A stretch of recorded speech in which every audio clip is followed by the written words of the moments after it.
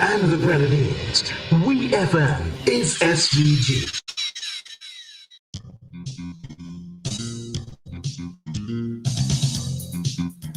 26 minutes on to 11 o'clock here in St. Vincent and the Grenadines. You're locked on to WEFM 99.9 Clean Fresh Sound, and this is your It's Your Turn program. Remember, It's Your Turn is an interactive program, so the numbers to call are 457-9997 if you're calling from a local landline, 532-9997 if you're calling from a digital cell phone, and you can also call us, send us a message on WhatsApp at 457-9997. The It's Your Turn program is being hosted by Mr. Cecil Ryan and Mr. Philbert John. Good morning to you, Cecil. Good morning to you, Karen, and good morning to Philbert, and good morning to all our listeners on the various platforms. We greet you very warmly, and we thank you for being with us this morning, as usual. And we think we have we know we have a very exciting program this morning. We have a special guest coming in, hopefully anytime soon. But essentially, we're going to be continuing our discussion on kind of open mic discussion on the contents, the messages, the tone, the tenor of the elections, which are due to be held on Thursday, November 27. Of course, today is November 23. And we're happy to be with you this morning. Philbert? Yes, Cecil, good morning and thank you. Good morning to all of St. Vincent and the Grenadines and to all persons listening to WEFM wherever you are. You didn't mention the weather. The weather is notable. That's right. Beautiful, beautiful Sunday. And that is why the day is named after the sun, for sure. That's right. We welcome you back to another edition of It's Your Hand. And we're still in this silly season, reaching the peak. And naturally, we're going to engage you with discussion surrounding that. And as usual, the program plans to be quite interesting. Yes, all right, Pigeon. Well, we need to let our listeners know that Joel will not be with us this morning. He's otherwise engaged. We expect to see our co-moderator Huggins. He hasn't indicated to us that he is not going to be on the program, but we haven't seen him yet, but we expect him to be here. And we have a special guest on the program this morning in the person of Senator Benava Brown, and she's going to be looking at she's going to be looking at aspects of the manifesto for the Unity Labour Party that was launched last week. We would like to have been able to have alongside her somebody from the NDP with their own manifesto, but unfortunately, about 3 months thereabout ago, maybe 4 months, I think it was, I was working on inviting then the Honorable Fitzgerald Bramble to be on the program. And he, like others of his colleagues in the past, he refused he refused the invitation. So I've decided finally, that's it. I'm not trying any longer to invite anybody from the NDP. Yeah. So that's the story about that, and that's why that would not deter us from looking at aspects of theirs alongside what Senator Brown will be doing. So that's the situation, really. And even as I was speaking, our good friend and colleague and comrade walked in. So let me greet him and ask him to greet our audience. Good. Mr. Huggins, good morning and welcome to the program this morning as usual. Good morning, Cecil and P. John, and good morning to our listeners. I'm sorry I'm running 5 minutes late. Yes. But that was unavoidable. But I'm glad I'm here. Looking forward to a great program today again. Yes. We excuse you because we know these days you're a man of in demand and a man of action. so we excuse you. So yeah, I was just saying to Pigeon that well, not to Pigeon, sorry, to our listeners, what we're going to be focusing on, and I'm sure you know because you've been in communication, but also I did indicate, I don't know if I did to you that Gerald had indicated that he will not be on this with us today.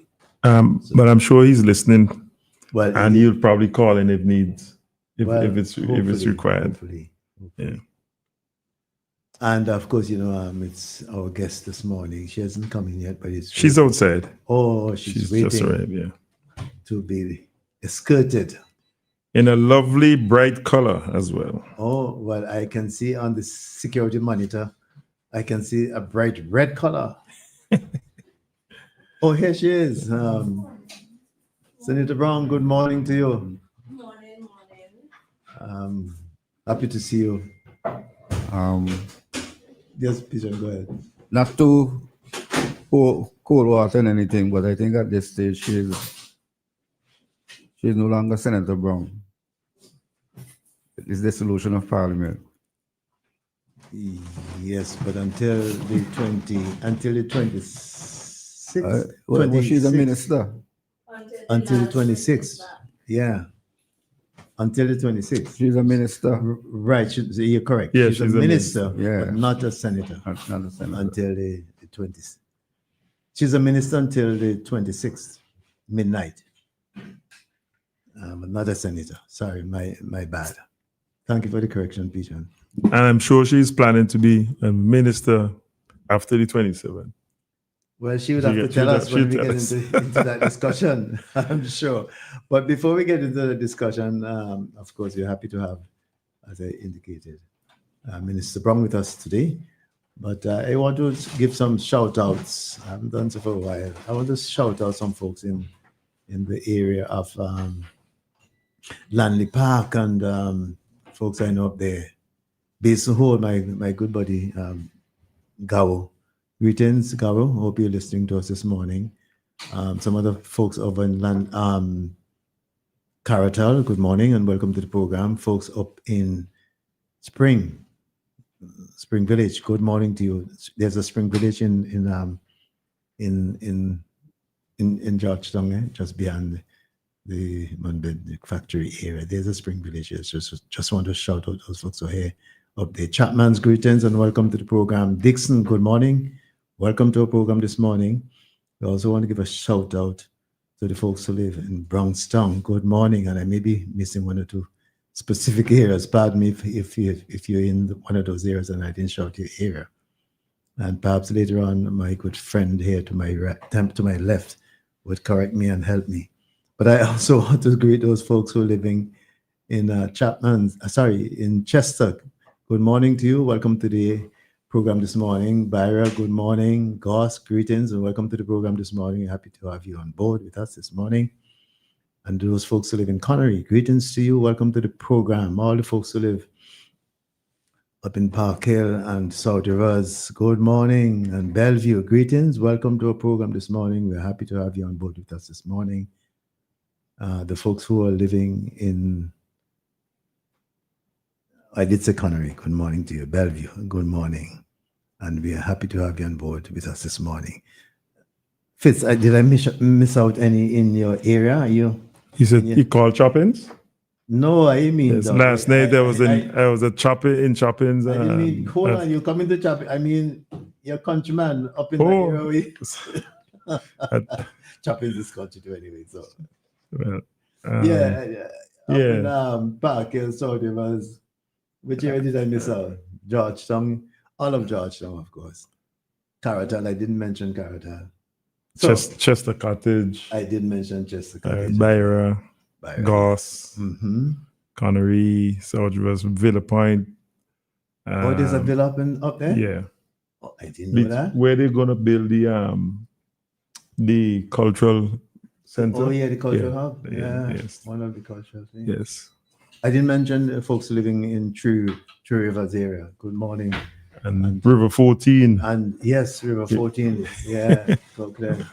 The Keku facility. Planting Wharf. Well, there you go. You have them all. Come on. I thought I did, but you're better than me, man. So I just want to. Well, that really those areas among to North Central Windward constituency. Yeah, it's amazing how you will find new names added. I mean, I left here when I was pretty young, but I keep hearing of other names that were added. Because when people move into new villages, they give the village a that's name. right. You know? That's right. That's as an urban planner, Senator Minister Brown will tell you, people just how they come up with these names though. I mean, it's because two people say it and it becomes a name. Like that's an interesting one in my community. Done the hole and In my- breadfruit gutter. Done the hole is where? Boy, I don't know. But Done the hole is in North Central Windward. And then there's breadfruit gutter. Breadfruit gutter, that's a familiar one. That's right. That when you pass. How they come up with these names? No, but the thing about it is the names have to be catching. So Yeah. more Yes. than one people have to start to use it and it come down through generations. That's how it works. But But like- they had Fitz- tried street names Fitz- in my it's like a area and nickname, that you know. didn't work. I could tell you breadfruit gutter. Yeah. You know where breadfruit gutter is? All right. When you pass Calder Gap, going Yeah. towards the airport, when you go there, there's where the Rastaman is selling on the left. Yeah. That is breadfruit gutter. And you see a whole of breadfruit trees in the gutter. Okay. That's the breadfruit gutter. okay. Incidentally, a gentleman who worked on the he drove one of those machines when they were doing the Argyle International Airport. And he told me, Mr. Little, anyway, he told me that endless lobsters has been there. There's a stream. Yeah, there's a stream. Yeah. Which they are doing. Once it goes into the sea. It runs into the sea. I don't know, but there's a stream which was covered when they were doing the runway. There's one of the waterways that were covered. But he's only endless lobsters there. Hope I send people there who catch a lobster. But our friend Chris Ralph would be listening, and he's a South Rivers man and North Central man, so he'll be able to give you a lot of the names. Yeah. If he calls in. If he can send a WhatsApp. Yes. Dr. Smith. Somebody just See, Dr. Smith. That's not from Chris. That's from somebody else. Who said Dr. Smith? My That's father told me that the places in the Lomans Hill community, Liar Cane, for example, they were named after original owners. Oh, yeah. Check the flat. Yeah, it's true. Yeah. That's true. Yeah. But I just want to quickly shout out my friends and colleagues in the Southern Grenadines. Lorna, good morning to you. Lorna is my friend from long time. She's there in Cliff. She lives in Ashton, actually. So just want to give her a shout out. Also the friends who live in, all the folks who live in Campbell, greetings and welcome to the program. All of Ashton, of course. Clifton, good morning. Welcome to the program. And I want to give a special shout out to our friend Terry in Canawan. Greetings, I know he's listening. But I also want to shout out Abdon White in Clifton. I noticed that he was showing a live of a fire of a house took place down there sometime a day or two ago. I just hope that and he said the roof was just repaired. So I just hope it's not. Well, what he showed was something. It was bad. So I hope people are able to recover. And I don't know if that's one of the houses that the government worked on, but whether or not it is, I would hope that the person get it going again soon. All right, so those are my shout outs for today. I don't know if you guys have shout out yourselves you want to give or during the program. I don't know. Mine is global. Global. Global as in global, it reminds me of global medics.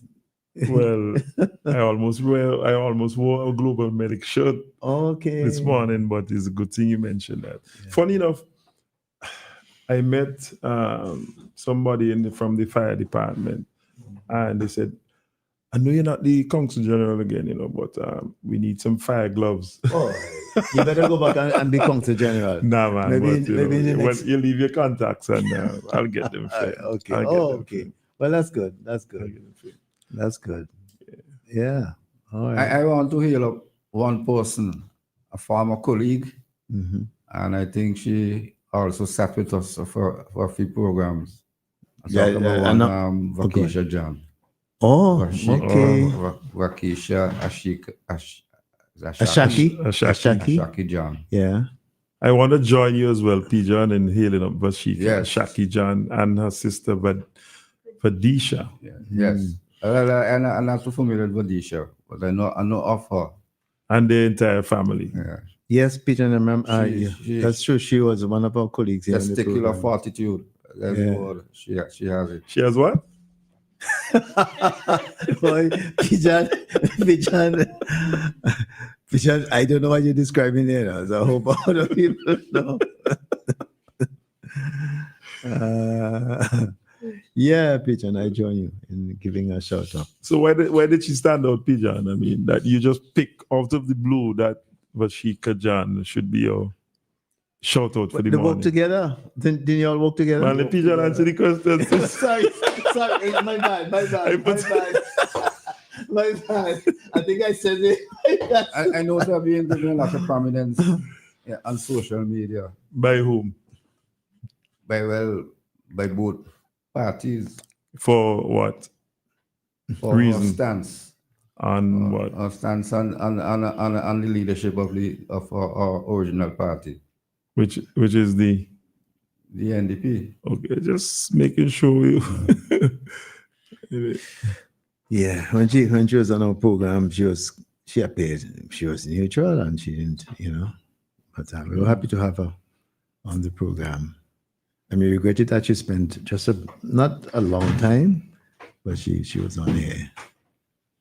Yeah, this morning, I'll give you guys a joke. This morning, when I was on my way in, I just at the Juicy Gap, major road gap there, a huge trailer truck was coming up from downtown packed with slings of cement.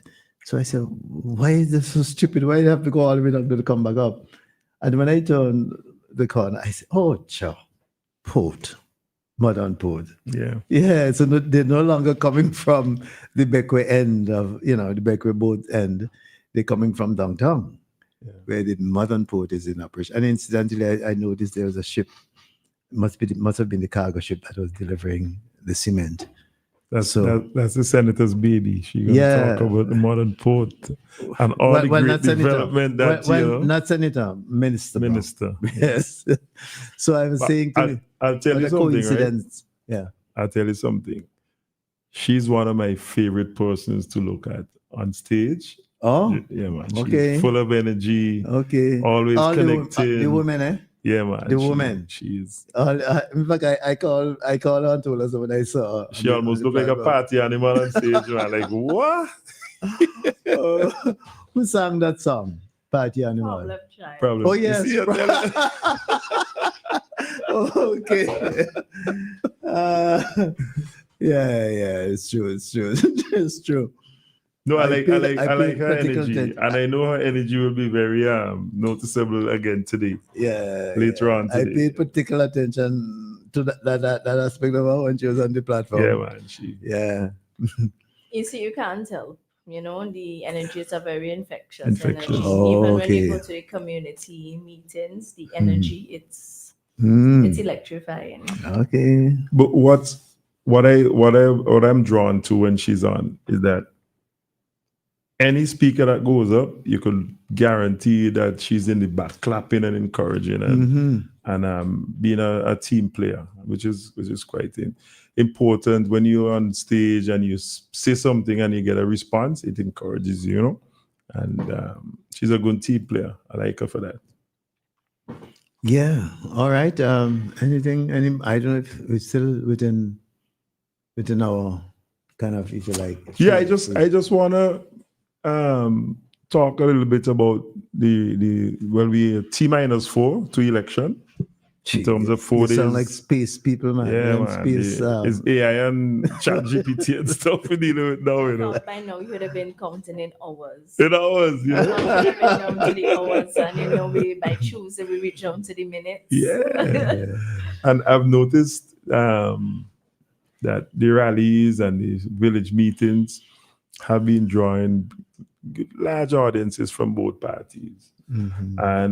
And I noticed that they've been quite peaceful.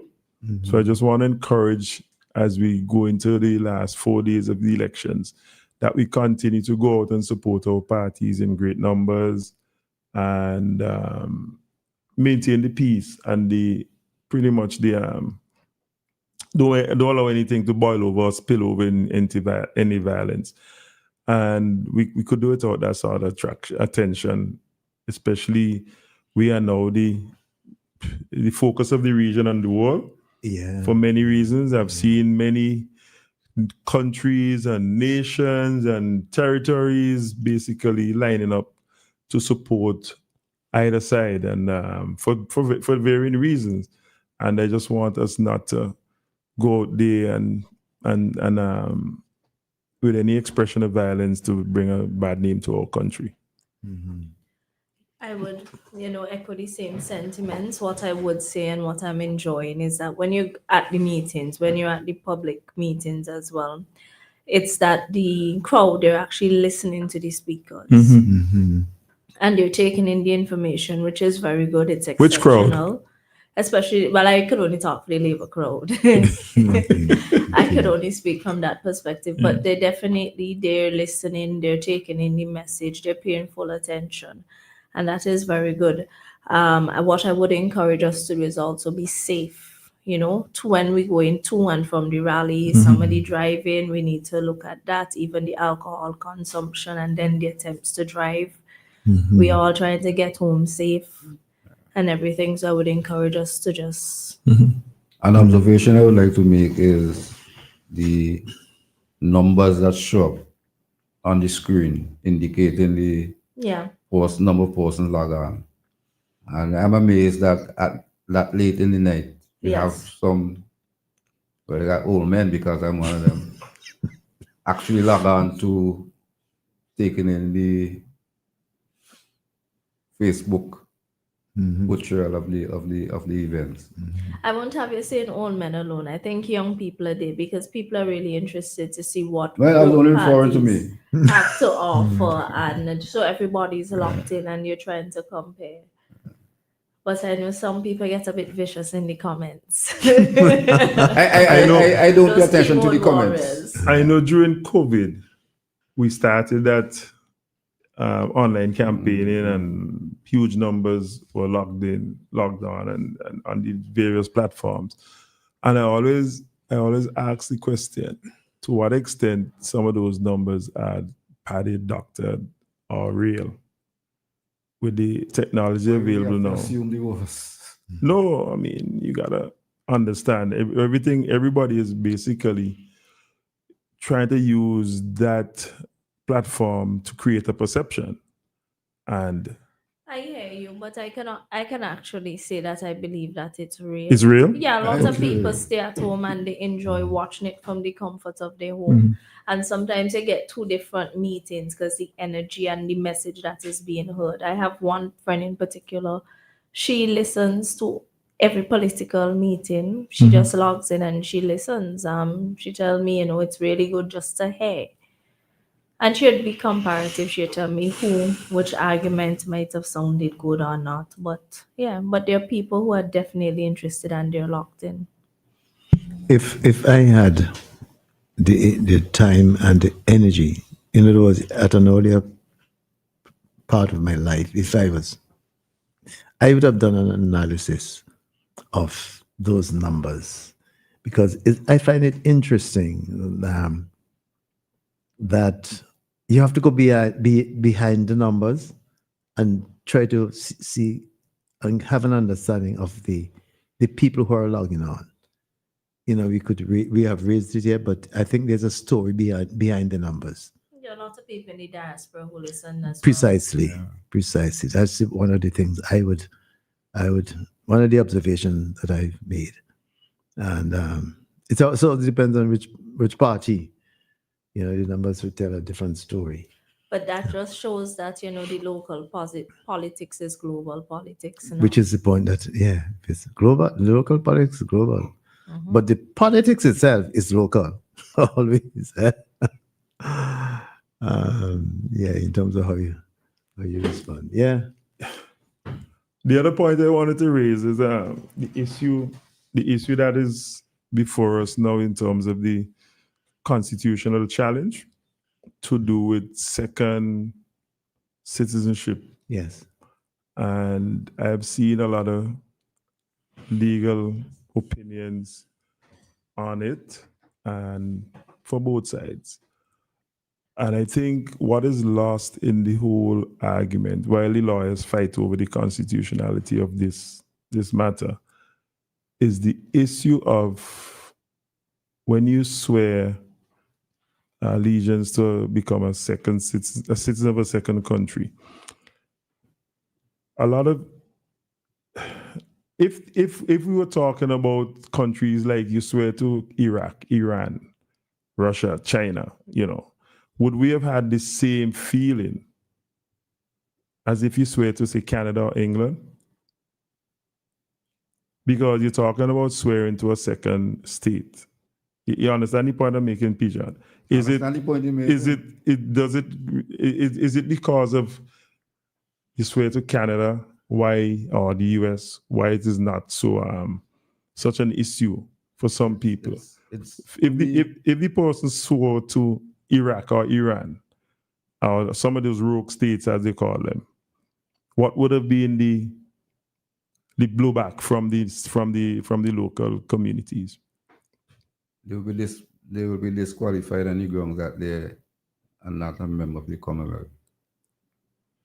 No, but that is the constitutional part. I'm talking about the emotional side. Whether it's dependent on which country you swear to.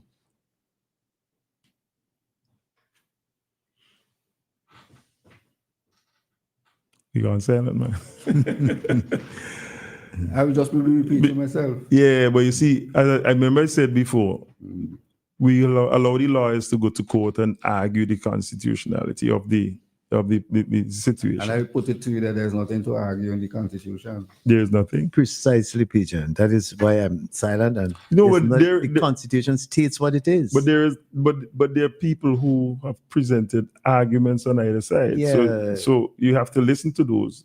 I listened to them. Well, in fact, I read two documents which convinced me and which form up my own position. One by Dr. Linton Lewis. Mm-hmm. It's online. It's in the paper this week. And one by Doris Charles Frederick. I don't know if you've seen that one. You need to read that one. That one is highly intellectual in terms of how she treats the thing from the origin of the use of the words. But she comes down to the same conclusion as Dr. Lewis. I don't know her very well. I don't know if in terms of her exposure. I didn't know that. Yeah, but she sounds so. And she sounds not only she sounds like a studied lawyer. PhD. Well, there you go. After I read that article, I came to the conclusion that this is one who understands the law from the basic, and then she comes to that position. The point I want to make, though, Pijan, is you would have had a bigger outcry from the public if these countries we're talking about were rogue states. That is the point I'm making. We wouldn't even talk about going to court. The public, what's wrong? The public would have been saying, listen, we don't want that. We don't want that because of who you swore to. That's the point I'm making. But because it's a Commonwealth state, it's Canada, and it's USA, we are a little more tolerant because those are our friends. Those are the quote-unquote the nice people. At the end of the day, a number of our diaspora residing. Yes. But at the end of the day, our constitution, the Constitution of St. Vincent and the Grenadines, which is an independent state with its own identity, with its own whatever else you want to call it, even within the context of the Windward Islands or the OECS, or if you like, the Caribbean, we have a constitution. We are a country. We are a country of laws. And it's that constitution that determines how we act. Regardless whether we are members of the Commonwealth, that's only at one level. We are also members of CARICOM. We're also, but St. Vincent and the Grenadines, the country, the state, has its own identity, its own existence, with its own constitution. And it's that constitution which guides our living and how we do things. It's the highest law of our land. And what it says, we have to be in obedience to that constitution. And so it's the argument I hear coming from Dr. Lewis and Charles Frederick. That's all. So that is what I understand, even both of them to be saying in the article. And I'll give a reference to the article. Actually, I think it's online too. Doris Charles Frederick, her article is online. And I'm guided by those two documents. I mean, aside beyond the Constitution. And I agree and I support their conclusion. Look a fact. Doris Charles Frederick happens to be the daughter of the late Baylis Frederick. I don't know. I was wondering the extension of the name Frederick. Yeah. In fact, she didn't. In the same article, she talked about being schooled by her father, who was. She said, he was a man of law. I mean, the details of law, and she was encouraged by his insistence and his guidance, and that is why she's who she is as a lawyer. That's what she said in the same document.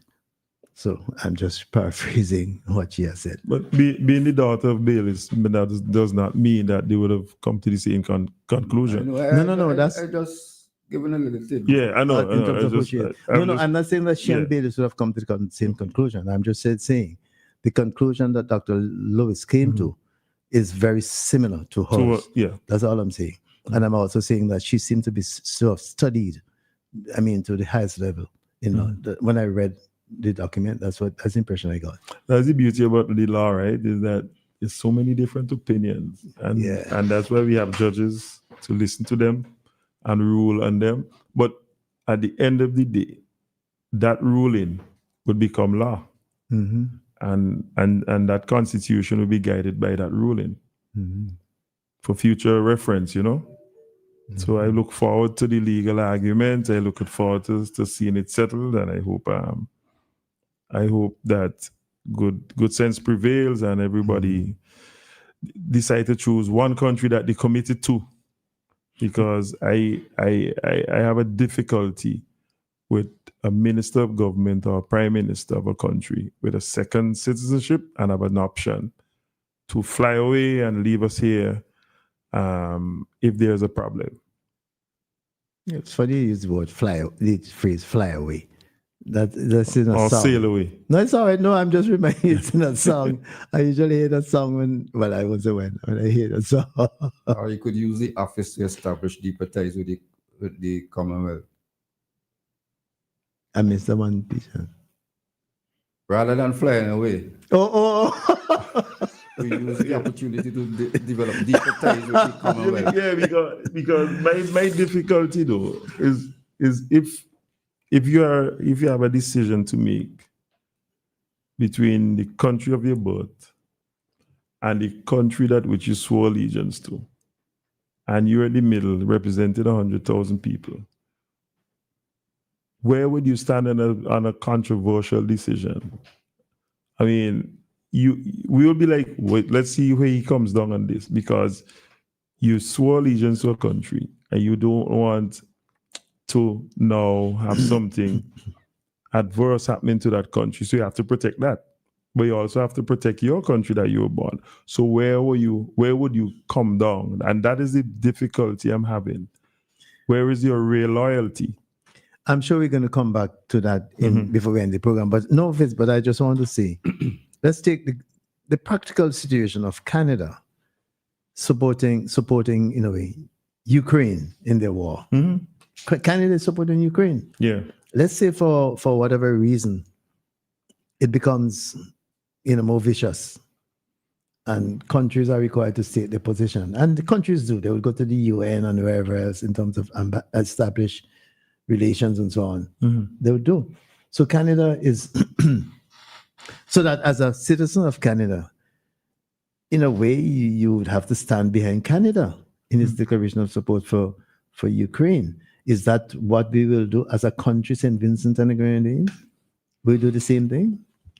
If we don't, so where does that leave us? Yeah. We're standing behind the Commonwealth and not necessarily Canada. Which country is the Commonwealth? Which country is the Commonwealth?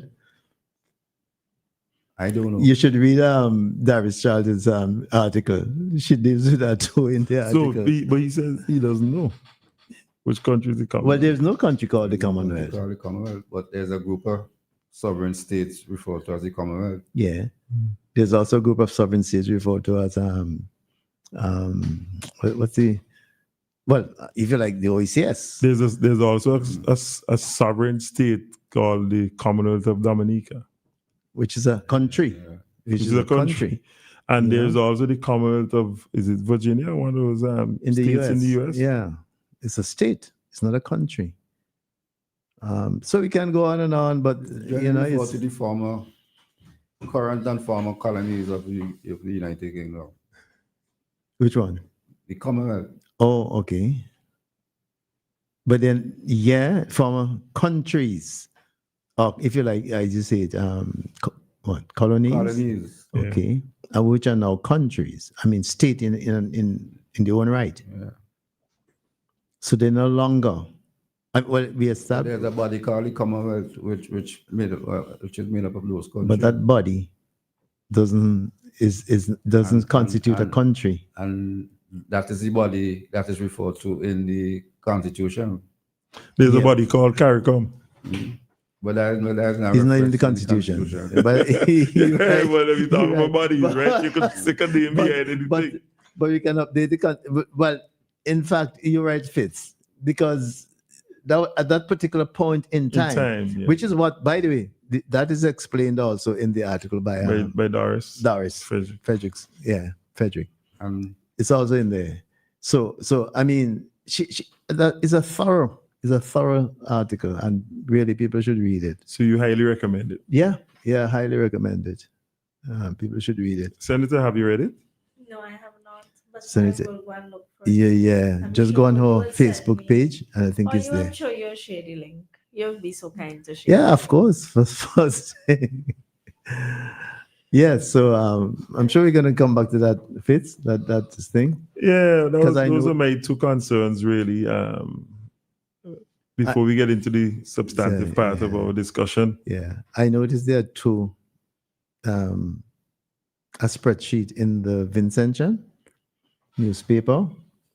I think they were published there, put there by the Unity Labour Party, concerning the same issue of they seem to be paid ads, notices. It says basically Constitution of the Northern Grenadines, a vote for Dr. Friday is a wasted vote, and it goes on. It says why and so on. Similarly for Fitzgerald Bramble, for constituency of East Kingston. Well, it's addressed to constituents.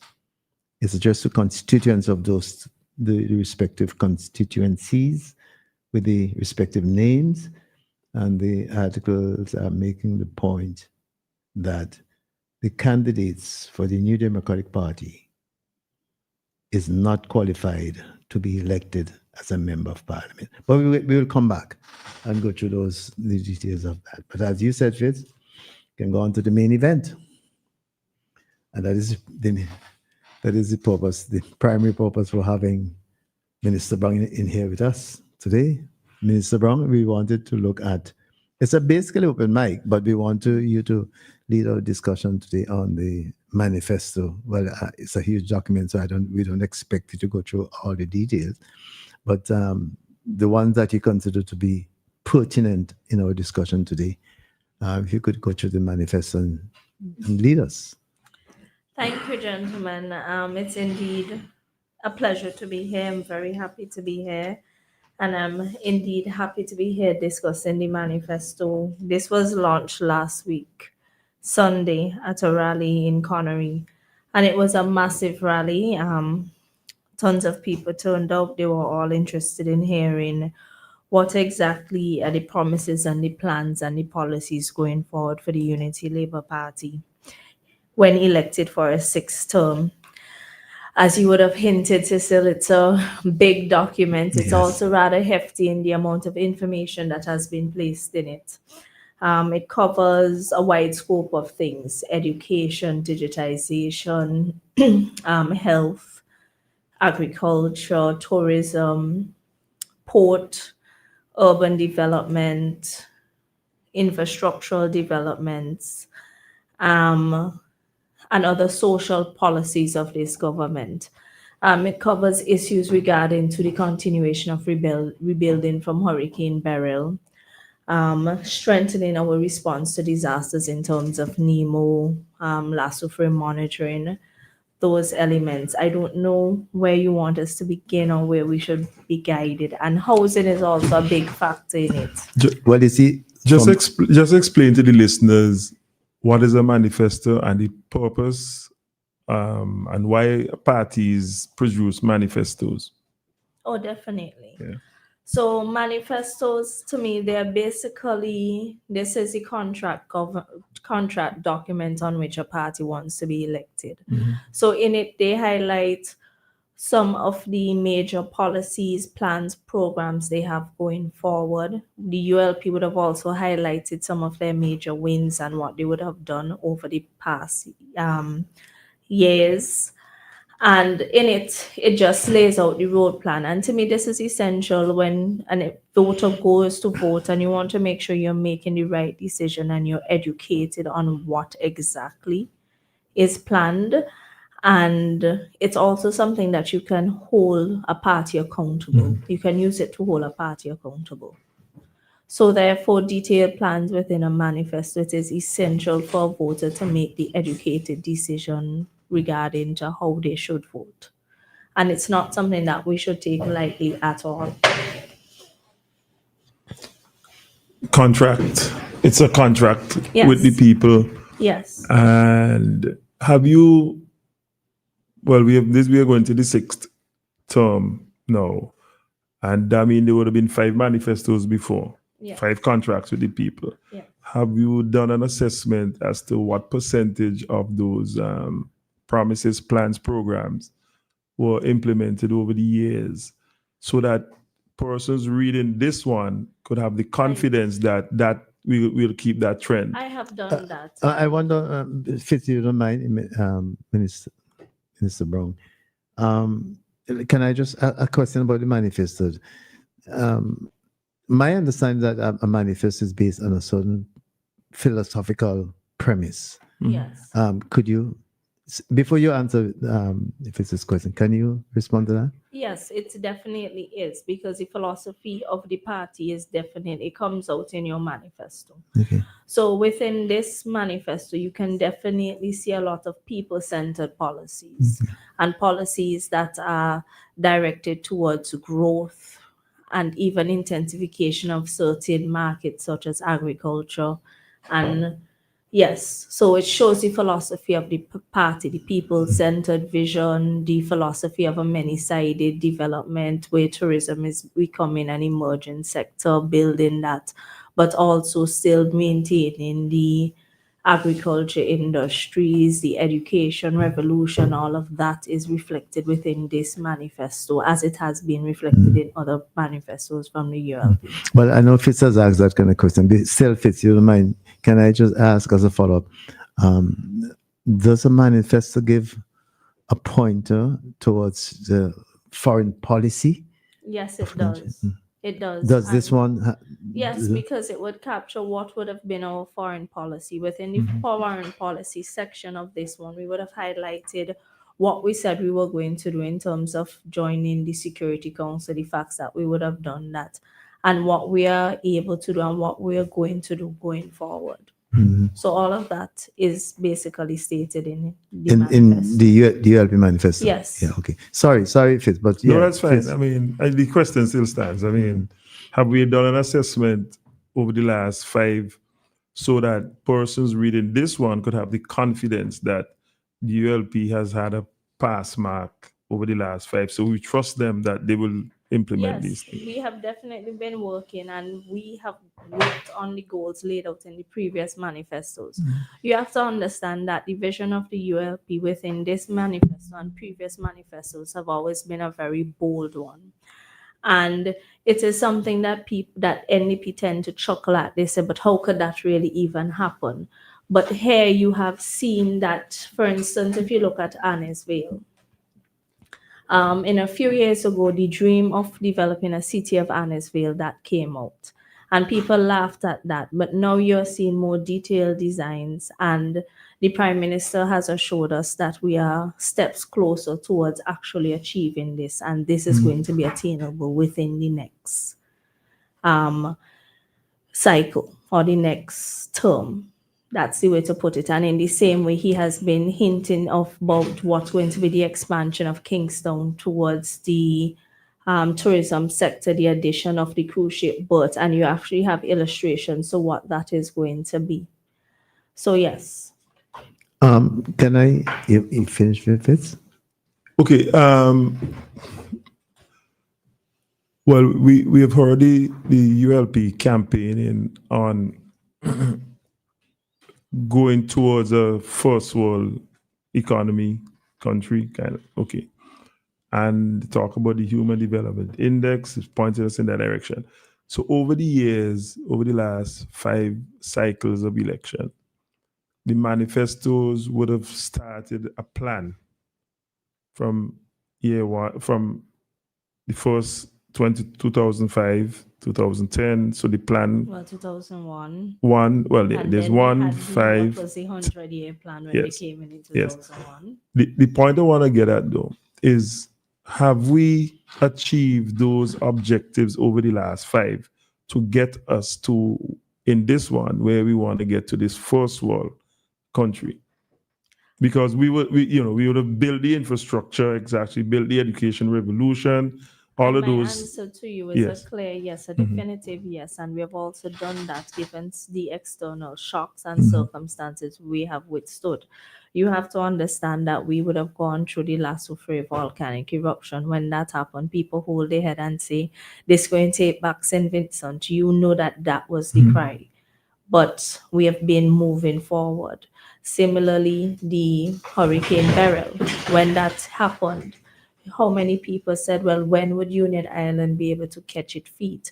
The whole talk was, when would they even be able to get back current? And we have shown that this government, we have taken these steps that we have responded to the impacts of these disasters, and we have also grown through them. And then it's not only that, you've heard of had COVID and other economic shocks that we have had to withstand and keep a stable economy and a stable society. And the government has been able to do all of that while still directing towards growth and this goal of becoming a first world economy. So you're saying that the structures are already in place to stave off these shocks, these effects, and you're saying because these structures are in place, that's why we're able to recover and grow. Because of good leadership, Yes. good, sensible, and good leadership. Because during the COVID-19 pandemic, many of the countries in the region they shut down, but we didn't take that approach, and people, the opposition in particular, they were saying that this wasn't the right approach, this was the wrong approach. However, when we emerged from the pandemic, we were basically in a position that we could have run and basically start to grow. I mean, we're the second fastest growing in the region, and we're second to Guyana, who recently found oil. How are we doing that? We're not selling passports, yet our neighbors who are selling passports, they're now telling you that's not going to be the reliable source of income that it was in the past, and we have to move away from that. We have to consider sustainable growth, which is a path that St. Vincent has already been on. Yeah, Minister Brown. In terms of the manifesto, does it state a vision? Does it? Can you derive a vision that the government or the party has set for itself while in government for the next 5 years? So the page, can't even see the page number, but our vision, and the vision is clear. By 2040, St. Vincent and the Grenadines will be a first world nation, modern, inclusive, resilient, and fair. So Okay. that's basically first page in. Okay, That's the okay. vision being outlined. And it goes down to tell you what the plans and the next steps and how that, How you gonna get there? yeah. And that is right after the contents. Okay. How is that the same as, or how is it different from what the party defines as the goal for the period? Does it point to the goal for the period? So it has what our promise is, and then it then goes on to speaks that, sorry, the glare from in here. Yes. We will keep building a nation of growth, health, and opportunity where every student can reach university. Every family has safe housing and quality health care. Every worker earns fair pay and decent work. Every community is safer, greener, and connected. And then it goes on about the 20 transformative pledges that are being made. From These, before you go on to the pledges, from my reading and learning and studying, there's three fundamental things which are mentioned there, and I would like you to comment on them. 1, healthcare. yes, 2, housing. yes. And 3, education. Those are three fundamental things I hear you reading out there. Am I correct? Yes. Yeah. And fair pay for work done. Right. I know those also mentioned as well, but Yes. for me and for my reading, the three fundamental things that people want for themselves, their children, their family, and the community are education, healthcare, and I mean good, proper education, healthcare, and housing. And Cecil, these are things that Labour has already been doing and things that Labour will continue to do. And that is something that needs to be stressed upon. When I consider something like dialysis, which is pretty personal to me, as you would know, my yes, father of course. would have passed in the recent months because of dialysis. And more and more I'm meeting people who are benefiting from the free dialysis treatment at the modern medical. And I understand, and I remember even as a child, I can't remember, but she was a comedian and she was a public figure, but she died because she was unable to get the dialysis help. Phantom fighter. That's right. I was just Soon, You know, I'm looking at. Sorry, I'm Pigeon, sorry, yeah. Pigeon. Yeah, I was just reminding of the name, the sobriquet. It's sobriquet. Phantom Fighter. Louise. Yes. But, Louis, I think. Louise. but I just remember that happening when I was a child, and now we are hearing that so many young people are benefiting. One time my mother went to the port because we used to import drinks and stuff for that. So mom went to the port, and one of the workers, saw her and just told her, that he goes for dialysis as well. He goes out there, he gets the free dialysis treatment, and it's real hard, but he's grateful that he's able to access this treatment. I have another friend who is also, he was a friend of Bentley as well. He used to go to Trinidad. He lives at Mount Pleasant, not far from there, but I won't call his name but we know each other well. And he knows he might well be listening to the program too. He is also one who is on dialysis. Yeah, and there's so dialysis and kidney disease, it really takes a toll upon the entire family. And that this support is actually available. And so it's dialysis itself is an expensive. It's very expensive. Yeah, it is. I know very, Bentley used to tell me. Very, very expensive. Yeah. And it's expensive with insurance. Yeah, I remember and Bentley. even without it. But I'm saying that this administration has made the commitment to make that available free of charge and continues to do that. And this administration is also making life easier for patients as they're providing free transportation, which is a next essential service. And these are things that when you talk about health and health being a priority, you cannot say that health has not been a priority for this administration. And we are developing new facilities. We have the manifesto boast about the Belmont community getting a clinic, the Lodge Village, and different areas. So this is terms of health. Health is definitely a priority, and I'm talking all of that without speaking about the referral hospital that is currently being constructed. Well, I was going Can I get in and make a suggestion, because I know we are discussing the manifesto. Yes. But that's like a hot property now. You could hardly find a manifesto. And a lot of people at home listening to us may not have had a chance to even read the manifesto. You talk about the 20 promises. I'm suggesting you go through them in slots of 5. No, we're getting to that. So, but I want how to go through the 3, what I consider to be the fundamental elements. You've done health, there's education, and then later on housing, because I really think those are priority areas. So you're going to read them because the public will want to know. Yeah, well, I don't know if she's speaking to them. We're kind of speaking as we're going. So in terms of but those 3 things, you did health. Yes. But I would like to have you address education. So then they say education. Every student can reach university.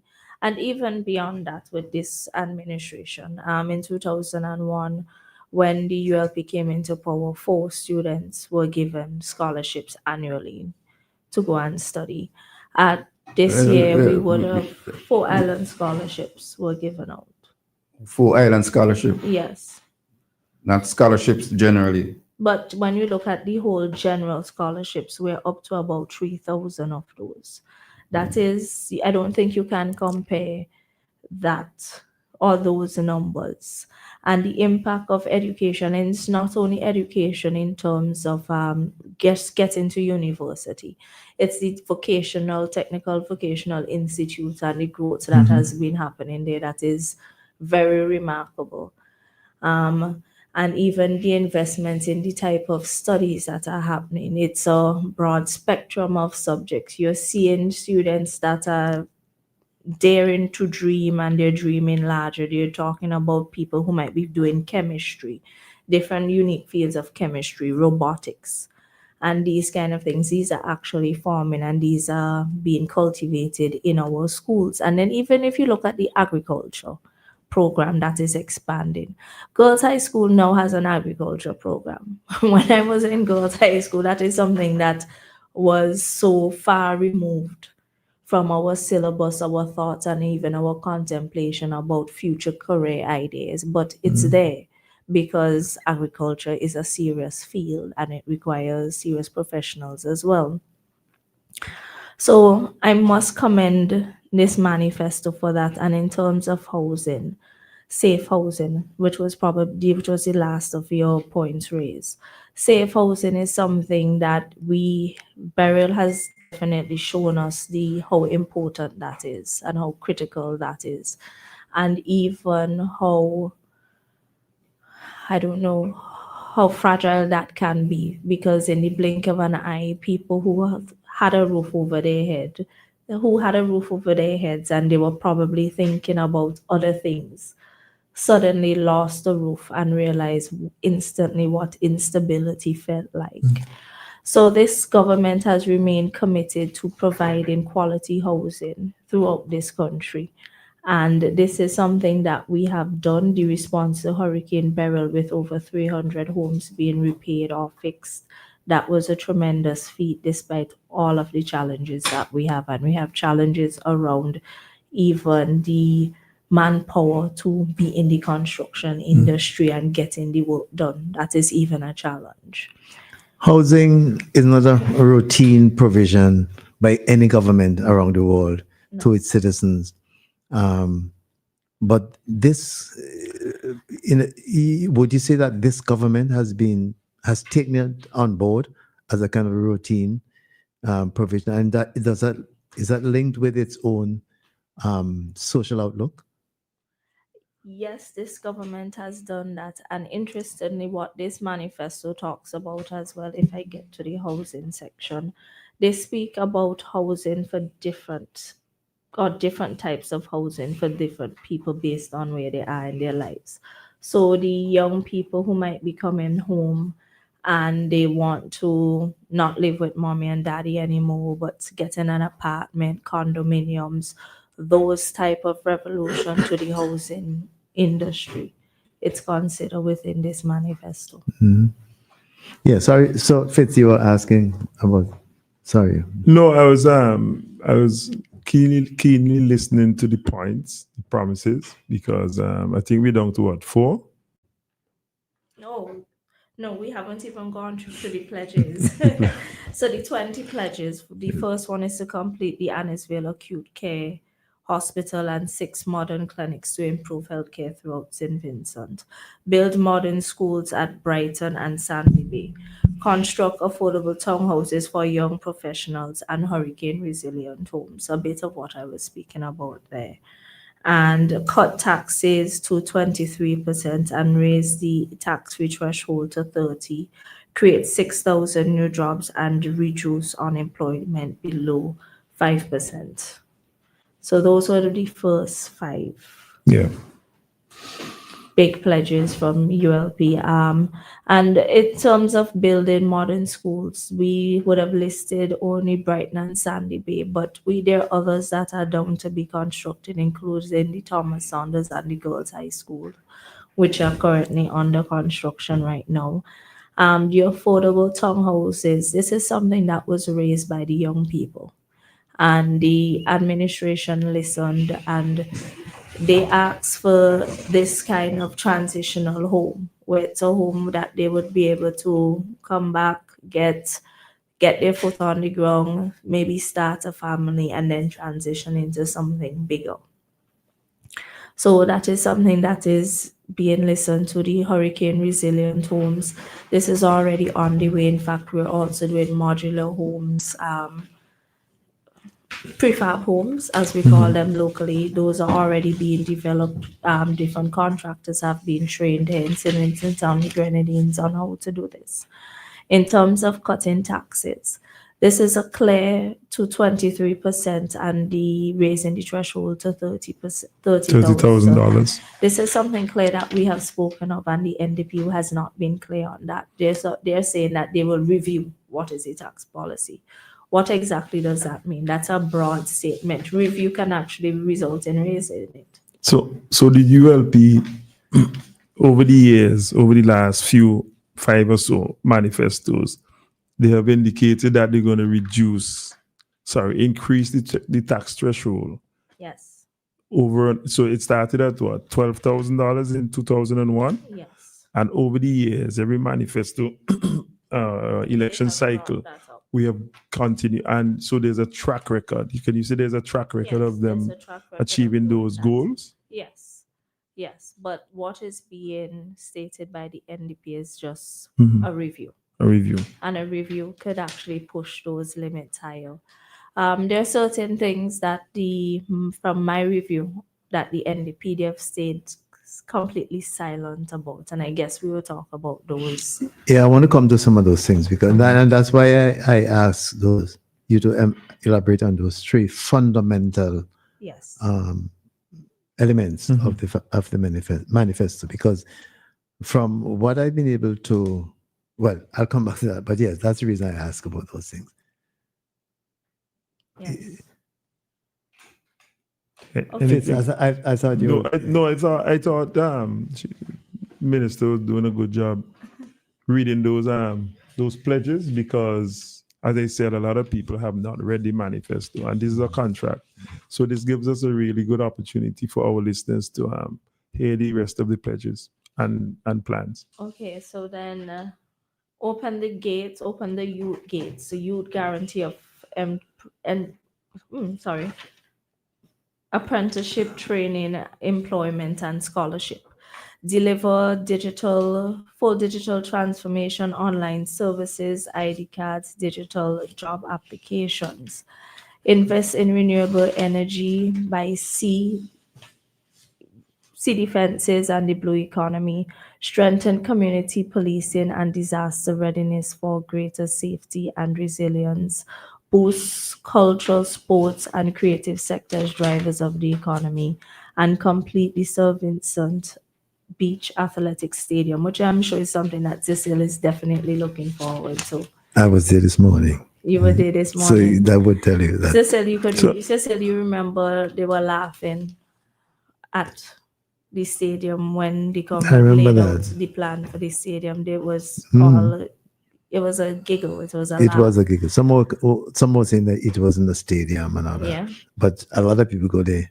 A lot of people go there, and a lot of records have been broken there. By the younger folks. Yes. Yes.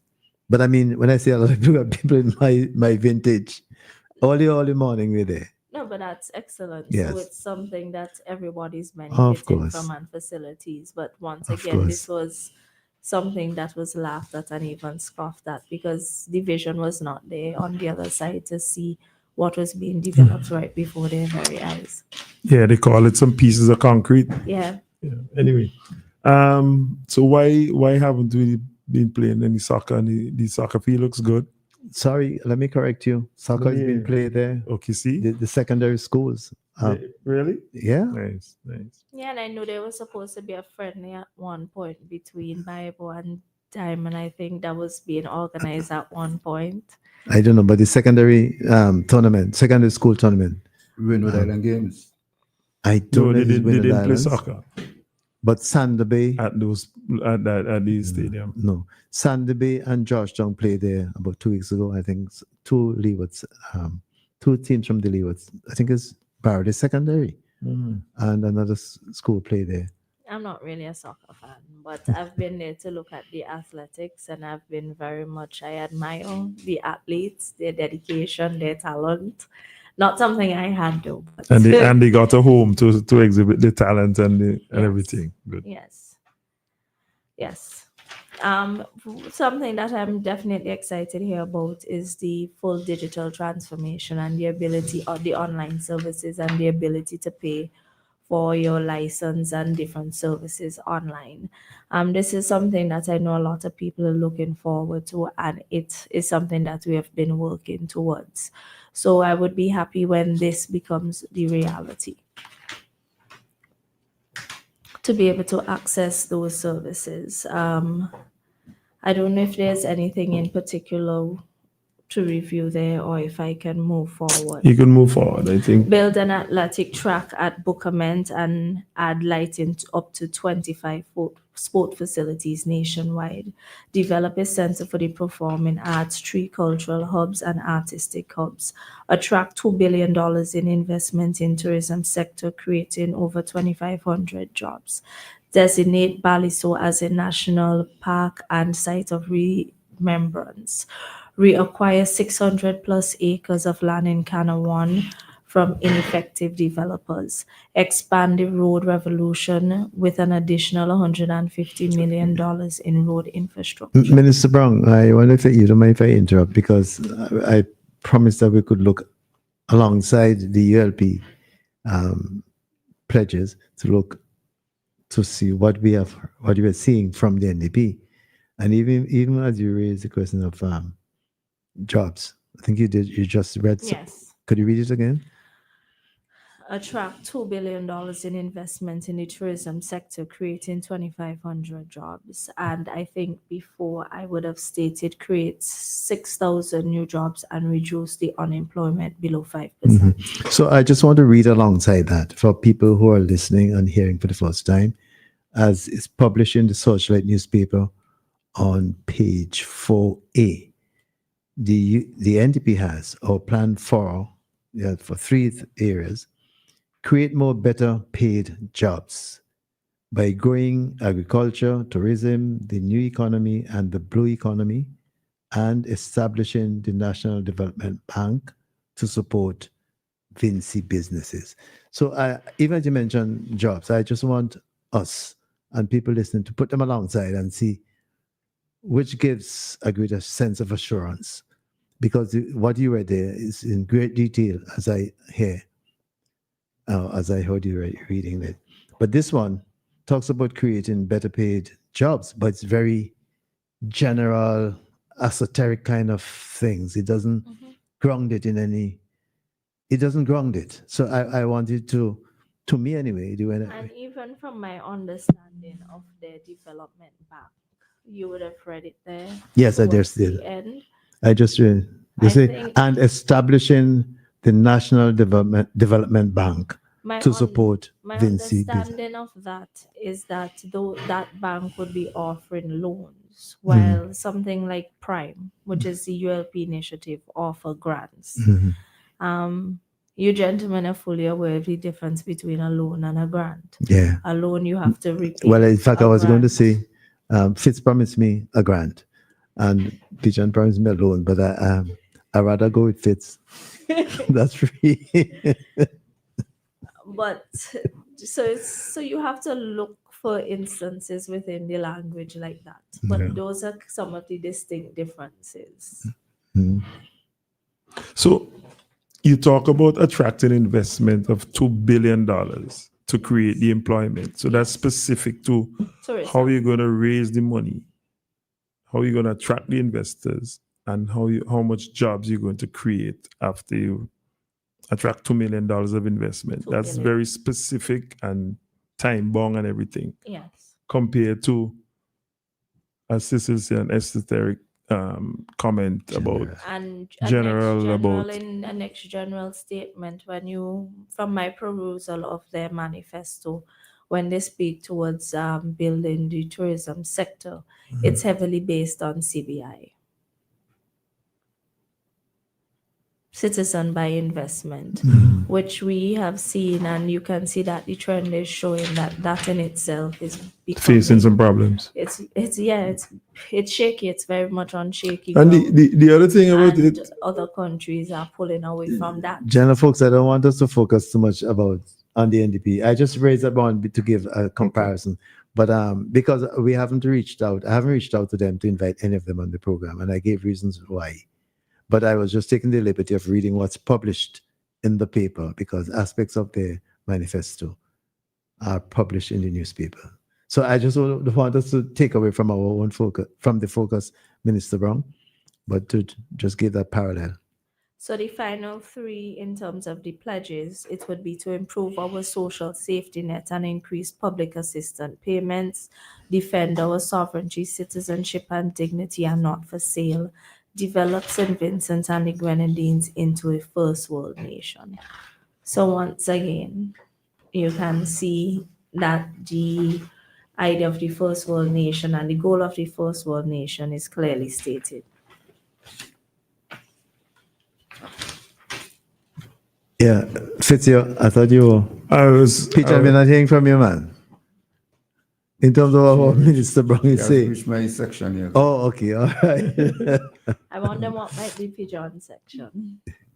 Hello? So I wonder what might be your section so I could get there. Good governance. Good governance, okay.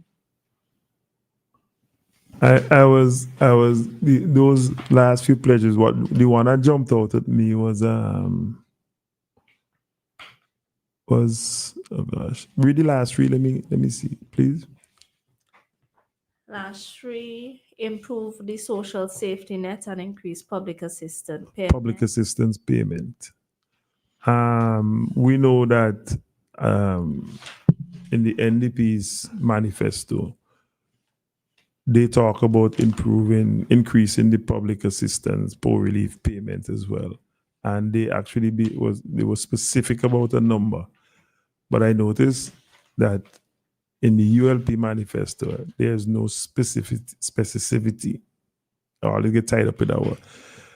About the numbers, because you're talking over a 5-year period, right? That's a contract for 5 years. What's the public assistance payment now as it stands? The Prime Minister would have increased it in his last independence. Yes, he would have increased it to 360 in his last independence speech.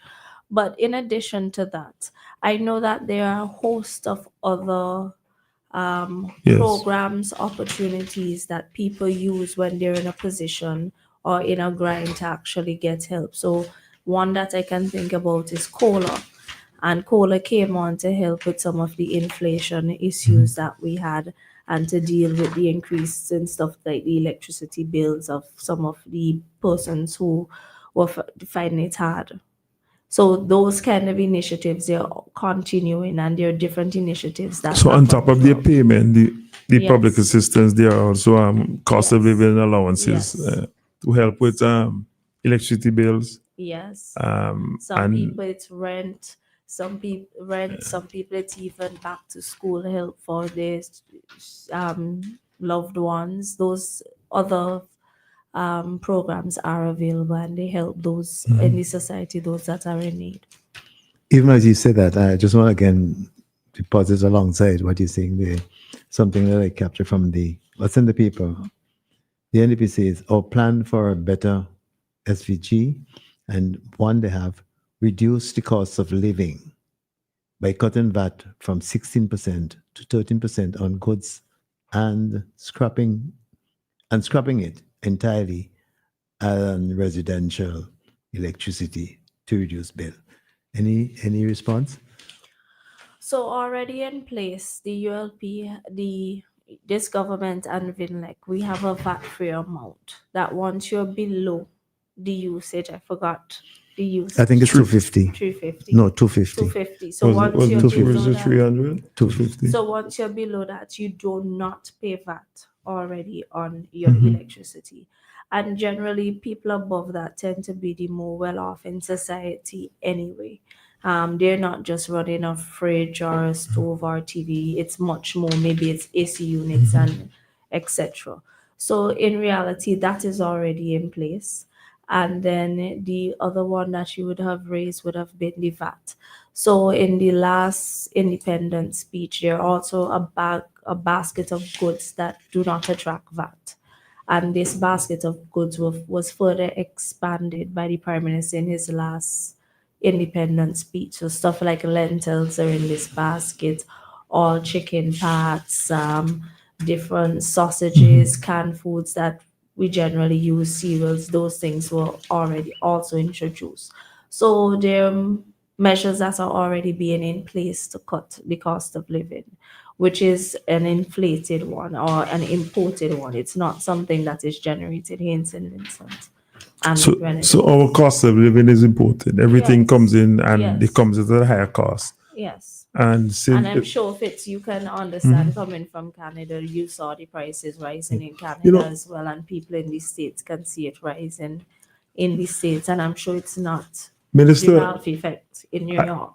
I made a point to some friends, and I think I was on a platform and made the point that I just came out of Canada. Donald Trump just got elected as the president. Carney just got elected as the prime minister. Kamala Prasad Bisesa just got elected in Trinidad as well. And they all came in on a platform that says we're going to drive the cost of living down. Trump is now doing his first year. The cost of living is rising. Canada, I just came out of Canada because anybody call you tell you it's more expensive now to buy stuff in the supermarket. And what's happening as well, this stuff is getting smaller too. Yes. The point I'm making is that while the cost of living is rising, I am not hearing any of these other governments talking about reducing the HST or the purchase tax to address the issue of the cost of produce at the supermarket. So I'm wondering, what would reducing the VAT do to the cost if the cost coming in is higher in the first place? What would reducing VAT by 3%? How is it that St. Vincent could find a way to reduce the cost of living and all the other countries, big economies, can't find a solution by reducing their HST or the purchase tax? It's just something I'm wondering if we have a special formula or a special person who's going to show everybody as the formula how to get it done. I have a friend of mine, and she's a trained economist, we usually have a lot of conversations about the economy, governance, these kind of discussions. So I said to her, the NDP launched their manifesto and you have been rather quiet. You're not really commenting on it. And her response to me, it's because it's very unrealistic. She does not see where they would be cutting so much revenue and promising to give so much. She said, how many passports they're selling in 60 days? They have to be selling all the passports because the promises and what they're saying, it's just not adding up. But you were responding to Pichan's request for governance. That's what he wanted. She didn't get to that. She didn't get to that part. Right. So I'm reminding her that you asked a specific request. You made a specific. Hopefully, as we go through the manifesto, we'll get there, Peter. Okay. And we can have that discussion there. So I don't know. So you were the cost of living and yes. And how the ULP is going to address it? So we have already spoken about the reductions to VAT, some of the instances of VAT. The ULP have also talked about the fact that if what is going to be our tax rate, and the fact that that would leave more money in your pocket. Does the ULP intend to increase that basket, the none that doesn't attract VAT? Well, I think the Prime Minister says it's something that we're going to monitor, and he will make that determination based on how he sees that it's going. But it's something that he has definitely considered. I think stuff like cheese as well, it's no longer VAT. It does not attract a VAT payment. Yes. Just to remind us, I think you had mentioned about public assistance, where according to the publication again, the NDP saying that over the next 60 days following the attainment of government, that they will double poor relief from $250 to $500. Well, that has already been increased as well. Okay. And the government, and as I would have mentioned, that there are other programs that support people who might be receiving, I don't know, it's not poor relief, that's not what it's referred to, but public assistance, people who have received public assistance that they're able to benefit from. And once again, this is something that the government has been doing over the years. This has not been a one-off increase. It has been consistently reviewing how the economy is going, inflation is going, and then increasing this. Even as I am putting up alongside what you're presenting as the ULP's elements of the ULP's manifesto. And I asked you earlier, what's the philosophical outlook of the ULP against which its manifesto pieces are pledged, are based. And I was looking in the NDP's manifesto, I haven't seen that. That's the first thing. And secondly, in terms of their vision for the 5 years, I have not seen that too, a definition of a vision. And there was something else that but how do you match that against the ULPs? In the sense that the ULP has a philosophical premise. The NDP doesn't. At least it hasn't been published in the manifesto. I haven't seen that. And secondly, the vision for the future. Well, the thing about the NDP and what happens, it seems that policy is made as they're standing in front of a podium and everybody gets a free choice on what policy is being made. And that is something that you have to be cautious about and observe and know that if given a chance, that can manifest itself into instability for the country. Right? It's definitely a good thing that we have listed very I won't even say these are very explicitly what are our plans. Our philosophy, the philosophy of the party, the being people-centered, that has always been the philosophy of the party. Our policies always reflect that we are a party with a heart. So that is definitely good for the ULP, and it definitely speaks towards the ULP and what they plan to do within the next term. And that makes the vision. I mean, the difference is that the ULP is a team with vision, and we have one centered vision, and we're working steadily towards that.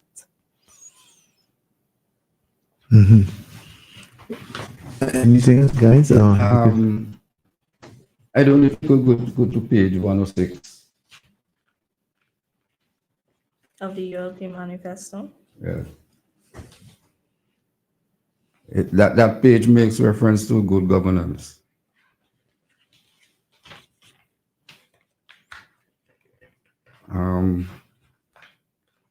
You have the digital copy. Hello? You have the digital copy. Yes. It'd be different. The page number will be different in the printed. 106 it now. And the digital copy, So 106. let me get to the digital copy then. But while you're doing that, I just need to say that I was reading from the printed, what was published in the newspapers with respect to the NDP's elements of the NDP's manifesto. But I also have to say that I was online. I went online and checked what was presented online. After several attempts, I finally got online yesterday to look at it. And what struck me, a couple of things struck me about the NDP's manifesto. Its simplicity, very simple. The language is very simple. And in terms of maneuvering through the document, it's very easy. But the other things I was asking about, the vision statement, philosophical basis, those things are absent from the manifesto. The other thing that struck me, it is a particular, well, I'll come to that later on, but I noticed that each candidate, as you said something, Minister Brown, there's something I noticed about the NDP's manifesto. Each candidate would state, my priorities are, and they list those for each person. And then I'm sitting there saying, that's for each candidate. What's the party's? What is it? When is it going to come as one piece in government? If they get into government, there were many things that were missing to me. I even think even what they spoke about in terms of youth, that was very lacking. I mean, youth was a small section. Well, today the ULP would be launching a whole youth manifesto, which takes into consideration youthful voices of the party and what they wanted to hear. So that shows you the impact that youth has on developing policy for each party. And even in terms of the housing sector, it was pretty small. The representative for the Southern Grenadines, he would have detailed 3 things as his priority for the Southern Grenadines. And I don't know if housing and housing repair and the Hurricane Beryl recovery was really fully articulated as his top priorities for the Southern Grenadines, which is hard to imagine given what happened. But that was just my perspective. In my so before you go, did you find the reference? Yeah. Okay, so in my experience, the Unity Labour Party has done the most to popularize the idea of good governance. And as far back as 2001, one of the critical elements under the general rubric of good governance was integrity legislation, or integrity in public life.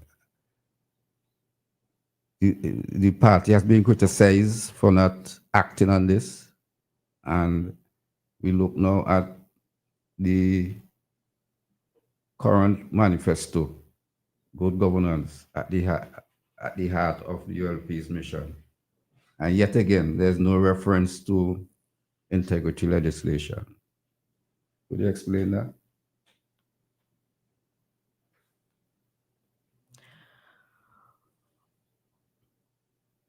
Yes, I can explain it. So we would have talked about it here, what they said. We talked about enhancing performance and accountability across all areas of public administration, transforming the Ministry of Public Service to improve the delivery of service to the public, not just public servants, digitizing and reforming the land registry to increase access, strengthening the governance and performance of state-owned enterprises, statutory bodies to ensure they fulfill their mandates more effectively, and we plan to continue defense and advancements of economic and political freedoms, democracy, judicial independence, respect for human rights, quality of policing, anti-laundering, political hygiene, anti-corruption, free and fair elections, and it goes on. But I'm seeing the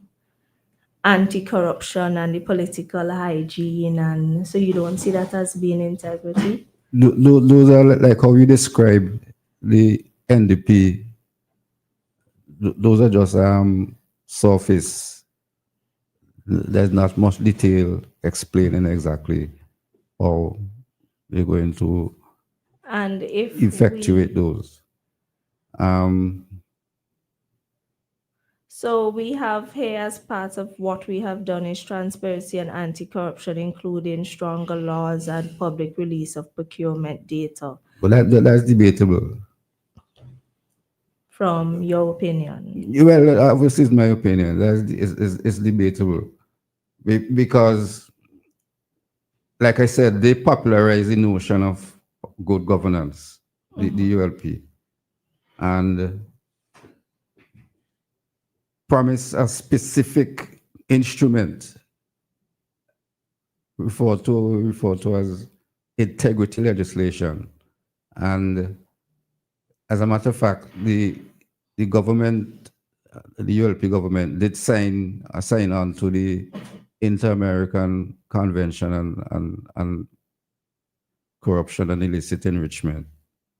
And up to this point, we have not seen any legislation that reflect what the convention, the OAS convention, spells out in terms of that.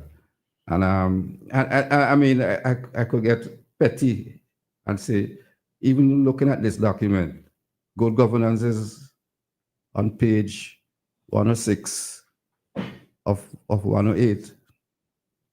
It's almost last item on the manifesto.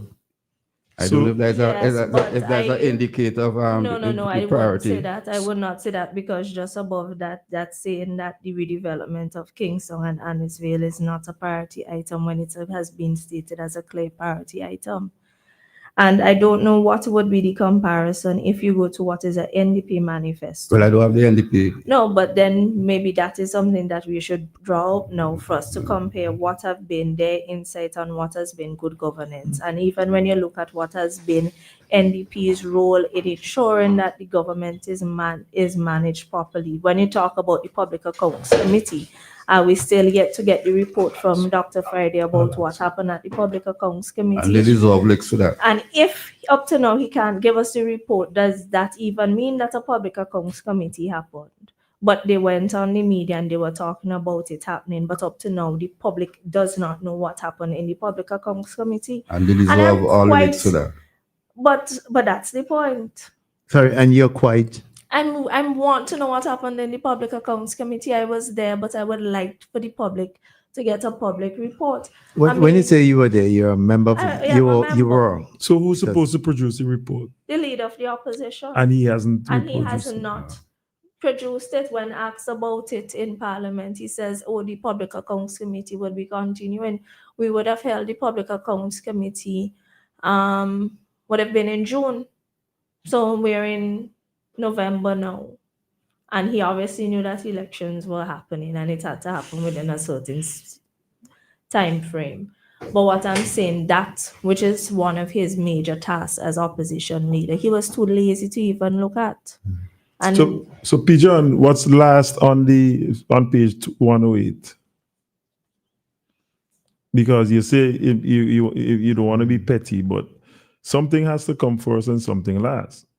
So if education was scripture verses, if education was on page 108, some scripture verses. if education was on page 108, would you call that? What would you say to that?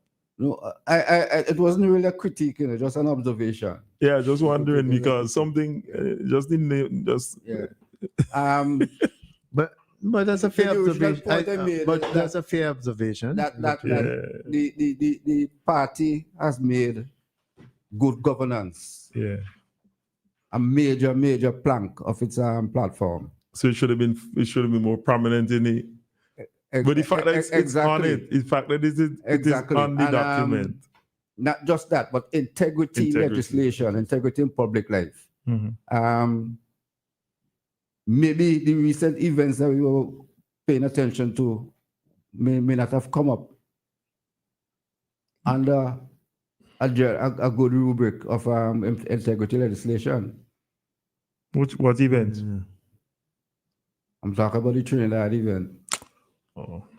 No, but let's put that in perspective and deal with it once and for all. As I understand it, the folks who are involved, that is the wife of Prime Minister Gonzalez and their son, they are Trinidadians. They were, in the case of the wife, she was born in Trinidad. Her mother was born in Trinidad.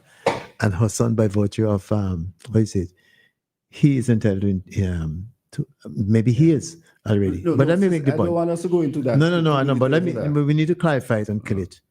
When I say kill it, I mean do away with it. Even as you mentioned it, the point is that that's a private matter between them and their institutions, whether it's... I don't know any of them to be members of parliament. No, exactly. But the points I'm making, robust integrity legislation make allowance for declaration of assets and liabilities, not just of public officials, but also their close relatives or family members.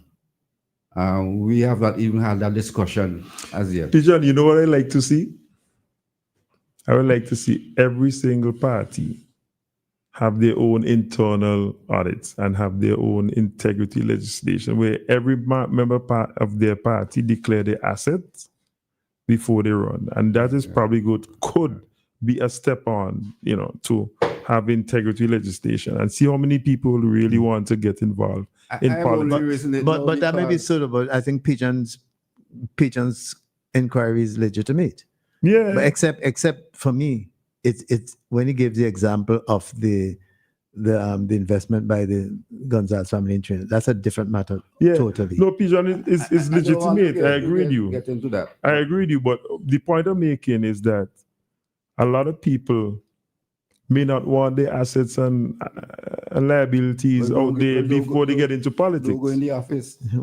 That's the point. Don't go into politics. Yeah, don't go into politics. Don't get into it. Yeah. I only raise it because it has been, quote unquote, a big thing for the ULP from the very beginning. And I'm saying seriously, how many of these people in politics now would really want their assets and liabilities be exposed? Well, they will see who really joins. Well, I think a lot of people talk about it, and say, hey, we want it. But ask them to present them to their own assets and liabilities in the paper to the public.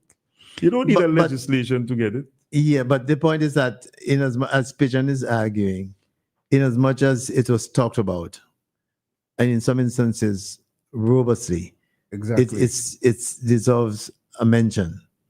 More than what is being that's what you're saying. That's what you're saying. I agree with that. But it ought to be mentioned in both manifestos. Everything we say, we're saying about both. Okay, all right. So it should be, and in the case of Minister Brown, there's a tangential kind of reference, and I think that's what Pigeon's getting at. But for me, any manifesto contents must deal first and foremost with those fundamental aspects of education, health, housing. Those are the things that you can't do without those things. Ordinary man, woman, now, you have to deal with those things. And to me, to the extent to which any or both of the manifesto could deal with those things and tell me how are you going to make people feel like human beings? What extent is you as a government, what are you going to be doing in the next 5 years to enhance people's living and production? Those are the things that are fundamental to me. And if the other things can come, yeah, and I would welcome them. But in terms of a manifesto, the fundamentals have to be housing, healthcare, education. And they have to be dealt with in a level of specificity that I've seen in the ULP's manifestos. That level of specificity and detailing is there. I have not seen the same thing with respect to the A quick NDP's perusal manifesto. of the NDP manifesto. I haven't seen any mention of an integrity act either. Well, and they are not here, so I can't tell them that. But to me, as I said, for me, well, for Peter, it's integrity legislation. For me, it's those three elements that I mentioned. And I think those are the things that concern people, you know. Those are the things that really concern people. So when you talk about housing, housing is something that has been particularly important to the ULP and the development of housing and the housing policies and moving forward. I would have mentioned to you that that certain sections of the manifesto related to housing, it would have had input by young people, the elderly, and different affected groups, and about how we can meet the housing needs of the people. And housing is very important, even in terms of land distribution and land and access to land. That is something that still remains an issue, and we are still working on that. While you're going on, Minister Brown, we have gone beyond the time that we started out for that. So I want to invite persons who are listening and who wish to be part of the conversation. If you ask questions, call us at 457-9997. That's the straight line, or as well as the WhatsApp. 457-9997. Yes, go ahead. Yes, and I want to speak about the Lives to Live program, which is an essential program to many persons in St. Vincent. And that is contained in the manifesto. Well, this is also, it's an existing program that is going on, and this is where we seek to help persons who might be in need of housing help.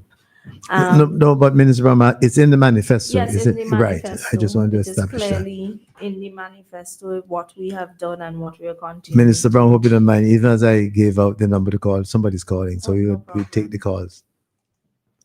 Good afternoon. Welcome to the program. Good afternoon, ladies and gentlemen. Ladies, one lady in here. Yes.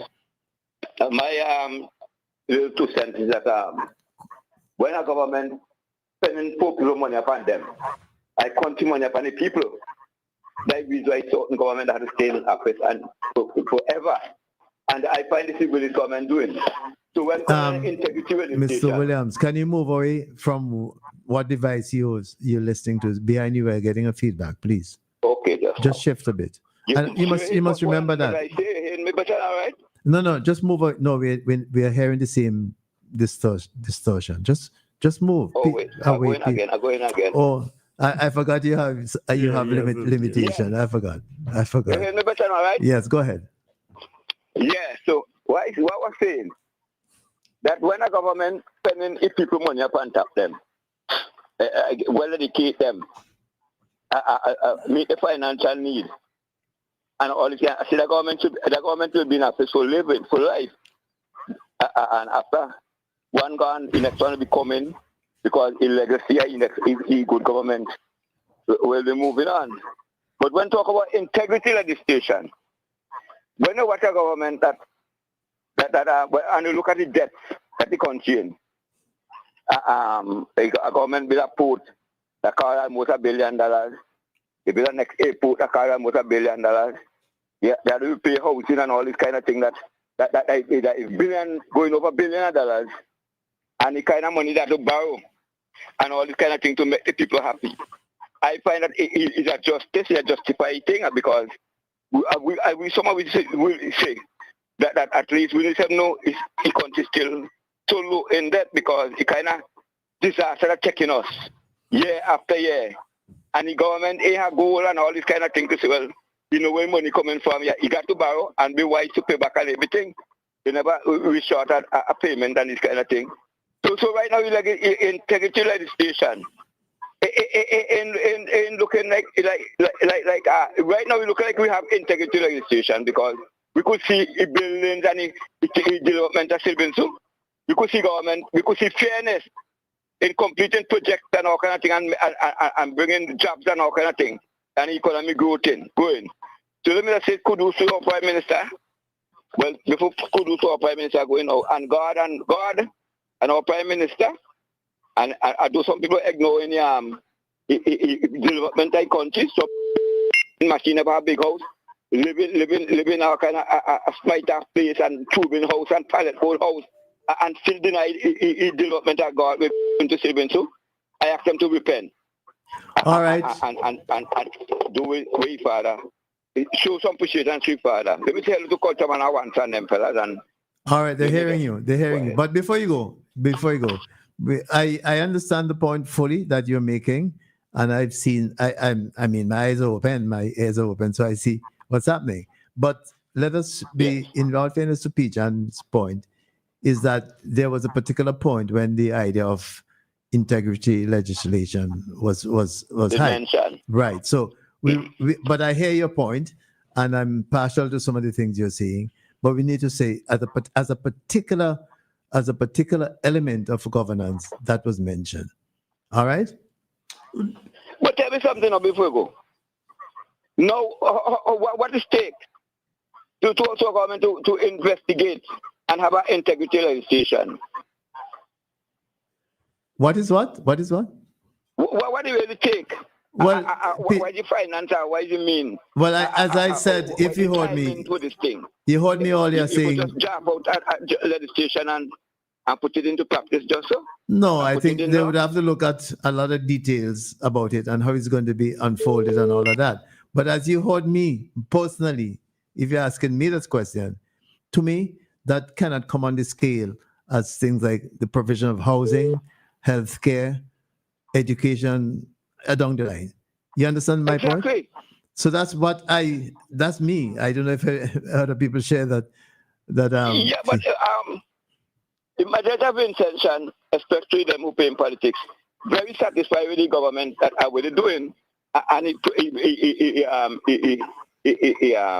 progress that they're making.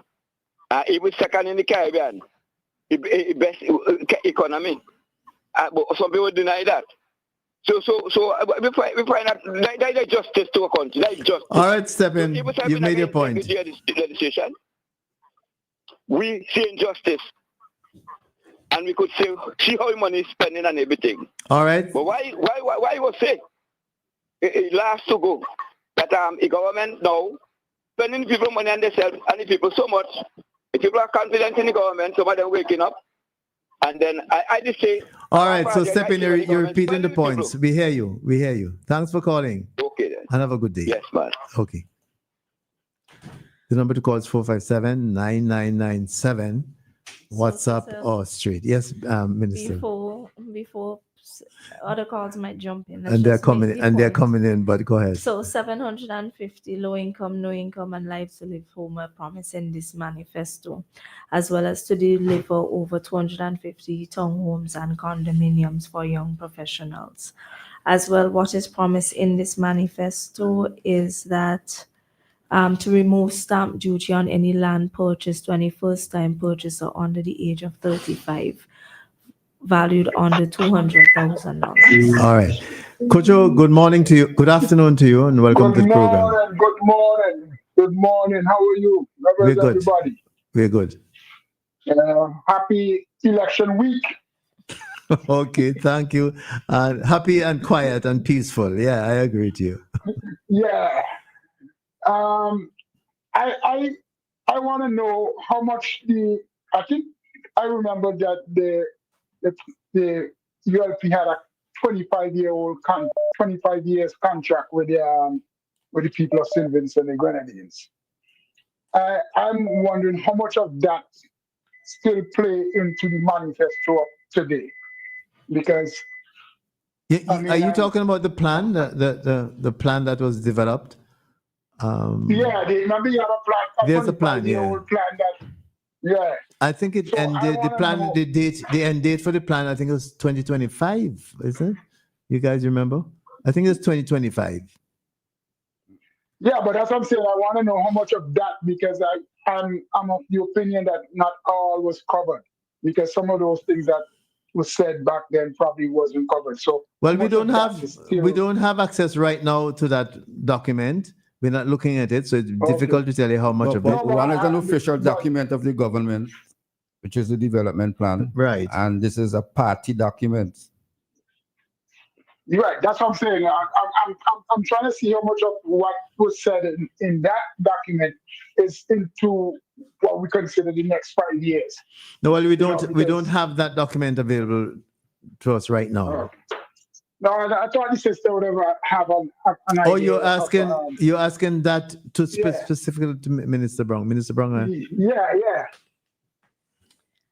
Well, I'm not really sure about how much of it would have gone in and where we would have seen where might have been the voids, but something that I could look at. Okay.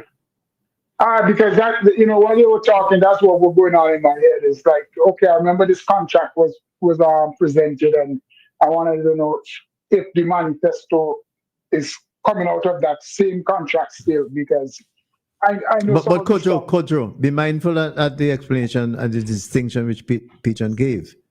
The 25-year-old development plan. Development plan, yeah. That's the government. The manifesto is a party. I know, but I'm saying I still want to. I mean, is it? That's what I'm saying. Because it's the National Economic and Social Development Plan, right? That's currently being refreshed. Yes, okay, good. That's well. Now you answer the question that I would like to hear. But I believe it's the same party. There may be elements that cross over. There may be elements, but you could expect that there would be elements. Yeah. Okay. Yeah. Okay. So that was my question, because I remember that plan, and I see there's tweaking within the manifesto from the last manifesto to this manifesto. You could see some similarities still, because some of the project wasn't complete, and development, Kojo, development, as you know, is continuous. It doesn't end abruptly and continues. And that's the point I'm trying to make, because a lot of people say that some things, that was in the manifesto before. Why they bring it back in the manifesto today? Development is a process. Kojo, as you know, development is a process that is dynamic. It doesn't end abruptly and then. And it's a moving. It's a moving project. Precisely. It's just moving, and it's a living project, I should say. It's alive. It's alive. Yeah. Yeah, it's alive. So it's not like because I said it in 20, that means it's dead in 2025. Yeah. Right. Okay, that's the point I was trying to get across. All right, Kojo. Thanks for your input. All right. Good. And Cecil, another area that you deemed to be important was education. Yes. Some of the key things, they have rebuilt Thomas Saunders School, Brighton Secondary, Brighton and Sandy Bay School, Girls High School. But some of the interesting one is even to build TVET labs at all secondary schools. Including Union Island? Yeah, and Union Canawan? Island. Well, there was already plans for the Union Island TVET Center, but because of Hurricane Beryl, that actually postponed the plans. But we had already identified the site, which was near to the current secondary school. And it talks about the rolling out of a complete maths improvement program to provide. Minister, can I ask you to hold? Sure. Good afternoon. Welcome to the program. Good afternoon. How are you, sir? I'm fine, but could you do us a favor and just shift your location a little bit, because Seems as if you've done it already. Go ahead. Okay, I don't know if you're allowing any complaint. I have a little complaint to Mrs. Brown. I don't. We're discussing the manifesto. So if it's not far from the contents of the manifesto, but we're discussing the manifesto. Is it something to do with the manifesto? Well, it could be in a form. Yeah, I applied for water and light at Very in France. So it's very any tank. I applied for water since the 2nd of February 23, and I was told I have to pay for all the pipes. Same with the current. I had to pay $76,000 for light, for the poles and transformer, and I'm retired and unable to pay. So I don't know what help she can give to me. And who are you? What's your name? My name is Leslie Little. Pijan knows me.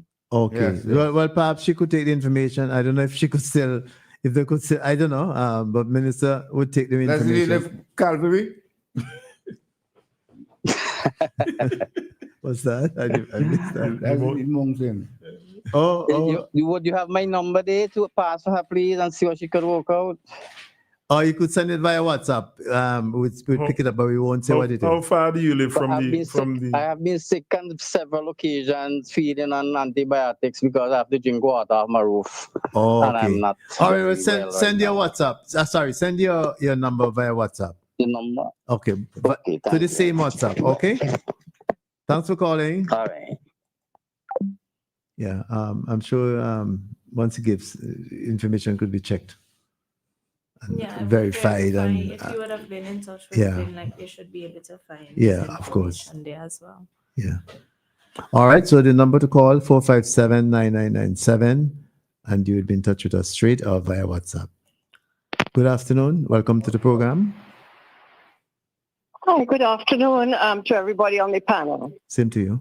I am interested in hearing about the education and particularly in special needs. I see very little in both manifestos to deal with it. It's easy to talk, but you need to put in more action.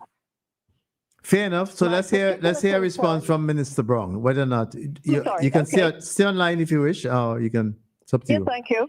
All right. So within the European manifesto, it talks about the creation of an early intervention unit to improve surveillance that preemptively identifies students with learning challenges or social issues that affect educational success, and it would craft individualized interventions to address these issues. But she's there. So let me and then it has about expanding the special needs education for children with disabilities or learning challenges. There are also aspects of that here as well. Okay. You want? Go ahead. If I can ask something else, if I may. Sure. Right. Go right ahead. I'm particularly concerned. Yes, she's saying the right thing, but when you have a child who has a particular need, that child needs to be assessed by a professional child psychologist or educational psychologist. Now, a report has to be given, and the report goes to the school and the parent, and the school has to know how to handle the child with this special challenge. And my problem is how many teachers are being trained in special needs teaching. And I mean up to date. Not just, I read a thing about dyslexia or autism and that's it. No, this needs to be a thorough investigation. So I would like her input on that for me, please. Thank you. All right. Thanks for calling.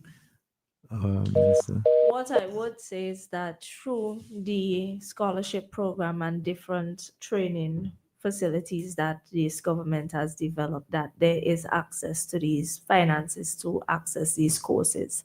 And these courses are definitely encouraged. I mean, speech therapists is something that we have been investing in and different formats. But we do speak here clearly about establishing this unit that would develop the appropriate responses for the educational needs of students. But I'm definitely, and I can certainly say that we have been trying to encourage teachers to train more and get involved in the different types of training or different types of education, special need education courses that are available. Pigeon, sorry, you were coming in. No, I was going to say that a lot has been done. Yes. And so I was just simply saying that she didn't cover to the caller what has been done in relation to that. So she's listening still. So yes, and let me remind the number to call. You can even look at what has been done, as Pigeon would have stated. We have expanded the educational opportunities for children with learning disabilities to Beckway, Fairhall, Georgetown, and at Kingstown School for Special Needs. So there have been emphasis placed. And when we could have a child placed in high in the CPEA from the School for Children with Special Needs, that in itself gives an idea as to what is happening. Yes, and we have a call. Good afternoon. Welcome to the program. Good afternoon, Mr. Ryan. How are you doing? I'm good, and you? And the rest of the panel. Okay. Good day. So who's greeting us? Okay. I'm concerned about transportation. For? I think it's something that we should for really take transportation seriously. for transportation. Local transportation. Oh, you mean period, general? Yes. Oh, okay. Especially Sundays, like from getting to point A to point B.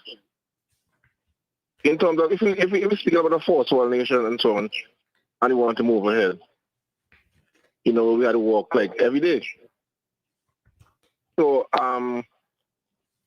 I would like really and truly our transportation system.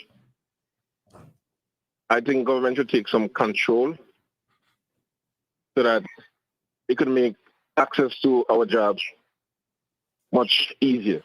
Explain what you mean by control. Explain, please, what you mean by control. What is your idea of control? Okay, when I say control, it must have some level of authority where you could stipulate that vehicle must. Okay, then the government itself can provide the vehicle. So that so you want a state control. B. You want a state control transportation system. Yes, something similar like that. But it sounds like you're talking about a subsidized state control. Is that what? Because you said? Did you say just? Because just like how we have school bus for children, we could have something for workers as well. And as I tell you, I'm speaking specifically about weekends. And particularly about nighttime, so I would assume. But yes. let's hear what minister's saying. What's in the manifesto? Anything in the manifesto about that, minister? So, but I can say what is already in place. The government already have systems in place where we offer duty-free concession to night buses and buses that would operate at these times that are not well outside the normal business hours, if you want to call it that. But what I would comment and say that there has been very little uptake in it, but we're still been pressing people. So it's a similar way that you can import the cruise ship buses, the tour buses. We have this similar, very, very similar tax incentives that have been attached to that. So it's basically duty-free concession, but we continue to market it and ask for people to come forward. And it's not that even if you get a night bus duty-free concession, that does not mean that you can only operate the bus at night. But it requires you to operate during certain periods of the night. But if someone he's on the line today, so let me respond. Yeah, all I'm saying, in terms of going forward, we need to get our transportation up and running properly. All right. Thank you very much. Thanks for calling. Yes, sorry about your that. contribution has been noted. But I was asking if it's in is that any aspect of that contained in the manifesto? I am sure it would be there elements of that in the manifesto, but it's something that we have been speaking about. The Prime Minister well, has been of speaking course, about it. Tourism, finance, we keep pressing it. There are a lot of even programs out there that that people may not be aware of. Even some of them the NDP were not aware of, like the fast fund that helps athletes. All right. Yeah, Fitzgerald. What's the fast one? The fast fund helps athletes. Well, we have another call for. Yes, We come back to the fast fund. We'll come. Oh, sorry. Go ahead. Because athletes. Go ahead because the call has disappeared. No, it's something that came up. It was in the last budget, and I know the opposition, they would have laughed at the different acronyms, but that is one of their major policy reforms that they're promising. But this is something that is already well on the way. Okay. So the number to call is 457-9997, and that would get you on to the WhatsApp or the straight line, and we'll be able to take your call to have you make your input. Again, just for those persons who are tuning in for the first time, we have Minister Brown in studio with us, and she's going through with great detail the ULP's manifesto for 2025. Fitz, sorry. I was going to ask her to share with us the authoring process of producing the manifesto. Note and commended is the details covered in the manifesto. We have a call. We can't come back to it, Pigeon, but let's take this call. Good afternoon. Welcome to the program. Yeah, good afternoon. Good afternoon to all in the studio, Minister Brown. My question is on transportation. Are there anything about, with the buses going to the terminal instead of stopping halfway, dropping passengers off halfway instead of going all the way to the terminal? Me, Jeff, that may not be covered in the manifesto in the way that you're asking. But we're talking about, but the question is, we're dealing with the manifesto, ULP's manifesto. That's the essence of the conversation today. But in terms of transportation, so is there anything else you want to ask about transportation going forward? Not really. I know the gentleman I think was speaking before with government control, stuff like that, like what goes on in Barbados, where some of them could be subsidized, where the older folks will pay, a reduced fare, something like that, kind of thing. Well, I don't know if that's in the manifesto. So, Minister Brown, is there any aspects of that? I have not seen transportation listed here, but I can look into it, and if I see it, I will bring it out. All right, Jeff. Thanks for calling. Okay, no problem. Yeah, I haven't gone through the manifesto yet. I have it, but I haven't gone through it yet. Spend some time and read it through. Yes. All right. Absolutely. In fact, can I suggest to you read through both and compare as you read. Compare them. Read through both of them. Is the other one online? It is online. Is the other one online? It is online. It's online. You can do a Google search and you would find it online. No problem. What do you search for? Do you tell them what you search? The NDP's 2025 manifesto. That's what you check it out and you should get it. All right. I would have no problem finding that. Okay. All right. So I wish you guys a safe and violent-free election. All right. All right. Thank you very much. And thanks for calling. Thanks for calling. You're welcome. In terms of agriculture, fisheries, there's a section here about youth, land, and education, and it talks about creating the investment platform for 500 young agro-entrepreneurs to be involved in trading and get involved in agriculture. It talks about the development of scholarships, bachelor's, master's, and doctoral programs in agriculture. It talks about expanding agriculture into schools and in particular, Minister, can I interrupt a bit? We have a call. Sure. Yeah. I'm unlucky with this call. I just missed the call. And then it even talks about the training for long line fishing and blue operations in St. Vincent and the growth of that area. Strengthening backyard gardening initiative for up to 7,000 households. All right, now the call is here. Good afternoon. Welcome to the program. Good afternoon, sir. Good afternoon to you. Now, I find it pathetic, that just nearly, you could say just hours before the election, we're having the manifesto circulated. We should have been able to study those over several weeks ago to see what the parties are offering so that we could make an intelligent choice, you know. From what I know, the ULP's manifesto was launched last Sunday. And that is, if you count it back, how many days that is? I don't know. But hear me, please. That's 8 days now. Today's 8 days. We're having a conversation. We're interacting. I listen to you. Very good. The common courtesy is to hear me. Exactly so. All right. So it's 8 days now. And by the time we get to the election, that would be what? 12 days. So that was the ULP's launching of its manifesto. 12 days may or may not be enough for some people, but I think for the majority, that's enough, including myself.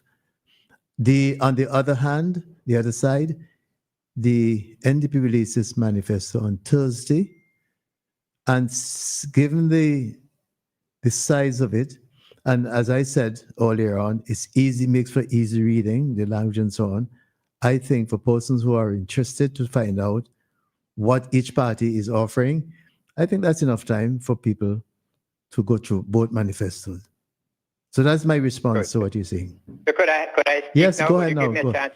Go ahead. Pardon me? Go ahead. So I am saying that many decades ago, we had manifestos circulated several weeks before the election. And I would have thought that we had improvement in communications and all that. We could have an improvement in the time span to allow for intelligent and broad-based discussion of the manifesto. This is what we want. We want the society to be involved, don't we? Is it not considered that the people, the ordinary people, have some perspective as to how we should go forward? Now, I am speaking particularly on behalf of the farming community of the parish of St. David. We have been an agricultural community, and in 2001, we supported this party, promised that it was going to revitalize agriculture. It was going to repair seriously the feeder roads. We have had nothing done for 25 years. So I would have wanted to see in the manifesto if there's any mention made of the approach so that the people could have offered. But hold on, let's go to the point you're raising. Mention, give us.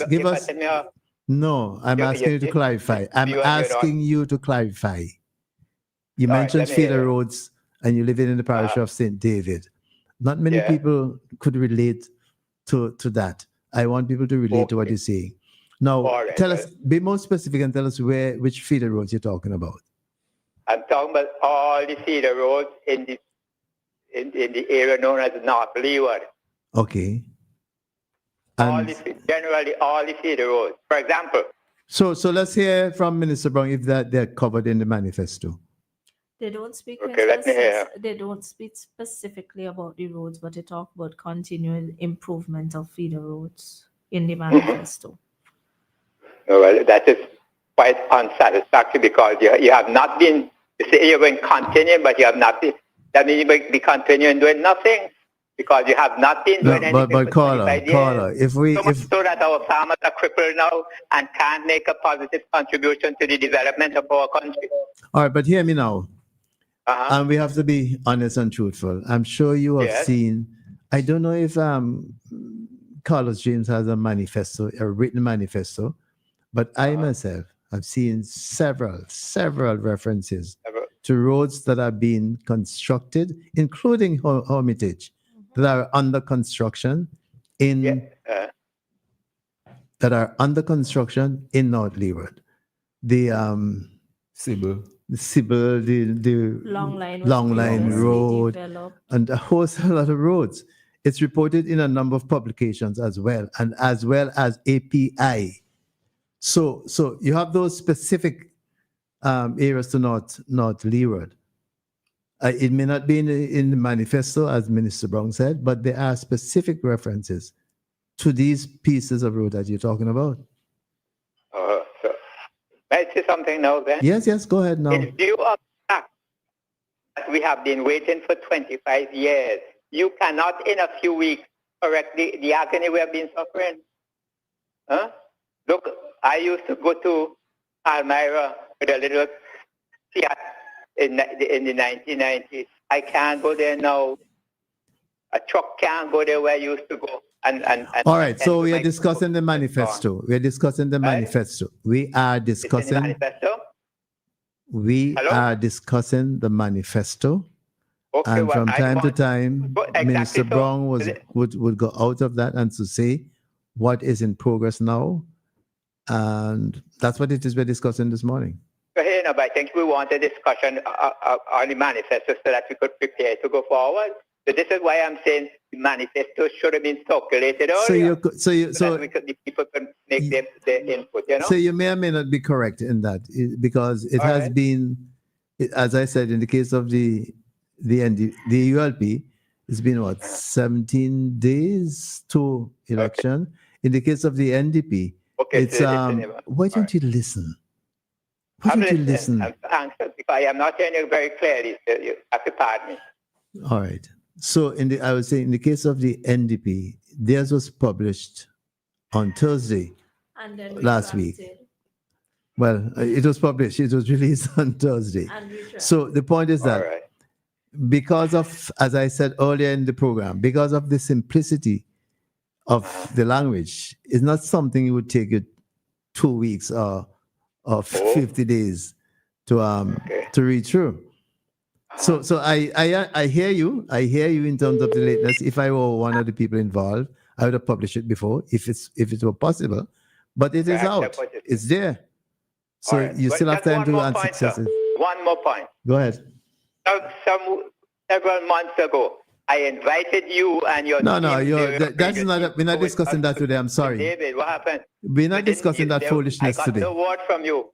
We're not discussing that foolish thing today, my friend. We're discussing serious business. We're discussing serious business. You bring a trivia. Sorry. So the manifesto is what we're discussing, and we're making reference to both from time to time. He just talking about not enough time, and you're going to waste time with that. He could go and read NDP manifesto and come back. That's what he can do. Come on, my friend. Let's be positive about what we're doing. Yes. Minister, I cut you while the call was coming in. I'm sorry. I can't even remember where we were at that point. What is clear, Minister, is the depth in which all these plans have been stated and rolled out in terms of explain how we're going to how they will be executed. And that probably explains why the document is that big, because it talks specifically how we're going to implement a lot of these programs. Yes. Rather than just a bullet point and you move on to the next bullet point. And if you don't mind, the cost. The costs they are also yes. It talks about how much you're going to spend on these things. So even if we look at sports, what we plan to do in our next term, invest $5 million annually in the upkeep and the maintenance of hard court, playing fields, and sporting facility, light 25 sports fields, construct artificial athletic surface in Bookament, which is something that I know the Leeward side has been wanting, because you have the Sir Vincent Beach Stadium, Cecil, not all the time people like me could come out. Provide all schools with cricket gear to facilitate the expansion of cricket development at the school level. Construct an Olympic-sized swimming pool, build a gymnasium facility. These are all new sports that are developing here. And there are even stuff on the policy side talking about developing the sports policy, the National Sports Development Act, to manage the facilities and to allow the expansion of the opportunities within sports. And then there are other things that speaks towards the scholarships and awarding of at least 5 full scholarships to athletes a year. The improvement of the Sports Council to improve the capacity to drive youth participation. The establishment of an indoor sports facility at Annisville for netball, basketball, and volleyball.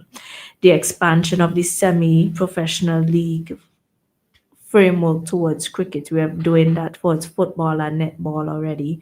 So expanding that, and even the creation or the establishment of a CPL franchise here in St. Vincent and the Grenadines.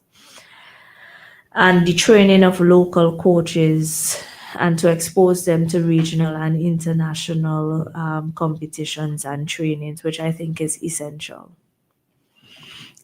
All right. Fitz, any additional point? Because we have a matter of minutes before the CPL franchise. I know you've been involved in the marketing of the CPL, well, the VPL. Yeah. Is there a franchise existing that, or are you going to create a new one? That's what's the idea behind that? For the cricket? Mm-hmm.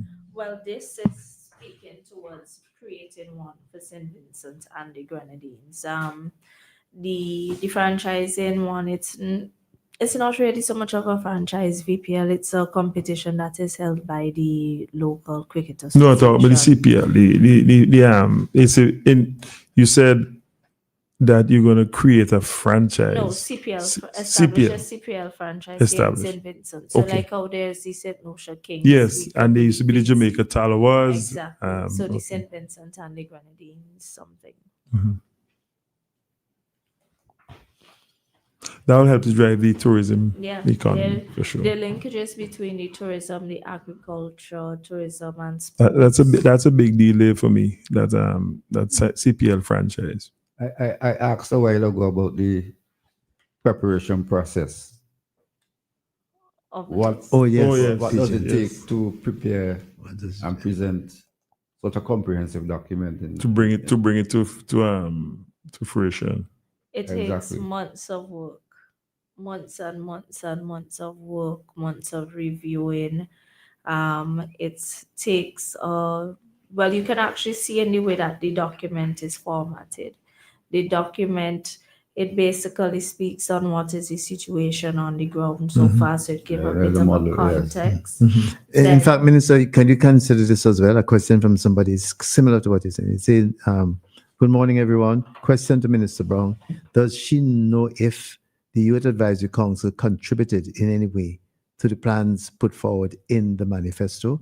Was the input of younger citizens taken into consideration regarding their views on the way forward for SVG? Yes, well, so this is... So that's why I'm reading this one. Yeah, so it takes months of work. It takes speaking to different cross sections of personnel. It's redistributed, it's re-edited, it is looked at as the situation might change, as development might happen. It's really... You can see it's a lot of hard work. It's definitely not some small ideas that are being pulled out. And this happens, or the creation of this document shows consistent and constant conversation with different groups and stakeholders. This year it was, and this is a Vinci document. This is something that you can clearly see some of the local reference. We reference communities, local villages. Let me ask, how does this document feed into the National Development Plan? So if I after you finish answering that, yes. So when you look at the fact that it shows national context and local context, when you have sections of it reading, a woman from Sandy Bay launches a tech business from a co-working space in Kingston. A vendor from Layou sells handmade goods at the cruise ship passenger terminal on a modern waterfront. A cultural group from Greg's. It's showing the different communities and different things that they might already be good at. When you talk about the wider national development plan, I think the development of these documents, these forward-looking documents, they all tend to look towards other things. So for instance, the National Development Plan, that might be looking at what are the goals of the United Nations and how we are able to achieve that. So I say, yes, we're always looking for something or for a guiding document. So they would play hand in hand. And I'm sure as we move forward and we look towards revamping what are the national goals and development plans. Some of the ideas might come out from this and vice versa. Because what tends to happen, and the Prime Minister speaks about this, he says generally he saves some of the manifestos and they're circulated to the top civil servants who also use it as their mandate as they go about their jobs. They have to look on what might have been said. For instance, when we look at culture, we're talking about developing a robust musical program for the youth, establishing a youth choir and orchestra. This is something that the Prime Minister has spoken about. But then they also talk about subsidizing the travel expenses of cultural artists who participate in regional workshops. That comes from the perspective of an artist who might want to attend a regional workshop. And we talk about expanding the fashion industry with market access, support, and targeted grants.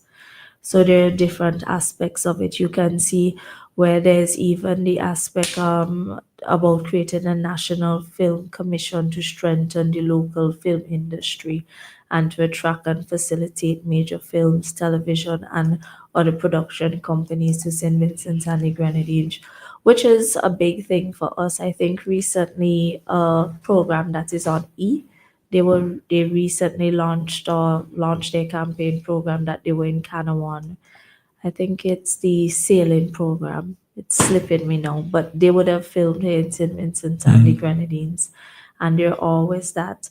They talk about reduce the income tax for the creative industries to same levels as hotels and waive SIPO fees pertaining to incorporation of creative companies. So a lot of work would have definitely gone into this, and you have different expertise shining through. We have one more call here. Good afternoon. Welcome to the program. Yes, good afternoon again. I want to ask the Minister, we have a number of young persons, male in particular, who don't seem to be able to either desire to work or apply themselves to jobs. Now, she has outlined a vast number of activities that could be accessed. But has there been any investigation into why so many young persons who are perfectly physical, able to do any job, don't seem to want to apply themselves, now, particularly in agriculture? And it's getting very challenging for farmers to find a young person who can actually use a hoe or any other implement without becoming exhausted in 5 minutes and then leaving. But let's to know if there was anything. Go ahead. Sorry, did you say something? No, I was asking. I thought you'd finish your question, but go ahead. Oh, no, that was basically what it is. How are we going to give these young persons an incentive to work? Thank you. Thanks for calling again. Minister, any quick response because you're mindful of the time? Yes. Well, I would have spoken about the training in agriculture, the different incentives in the creative sector. I would have touched on education, and I know there is a preparing for work and getting people into work, TVET and upskilling initiatives. We have that planned coming. And there's we would have created the on-site program, and there are plans to intensify those and even to get them into other service or different areas. We're talking about the creation of the jobs, the different kind of jobs in ITC, but it's going to be a lot of training and different opportunities. I would have mentioned a training program before. I would have to go back to that page, and even the upskilling of mid-level career personnel. So if you might be, a mid-level that's probably like myself now, if I want to change course, that's allowing that. There's even incentives in here that allow the private sector, tax incentives, who might invest in their staff to do tertiary education. Given the constraint of time, can you refer to the page that you could check for that information?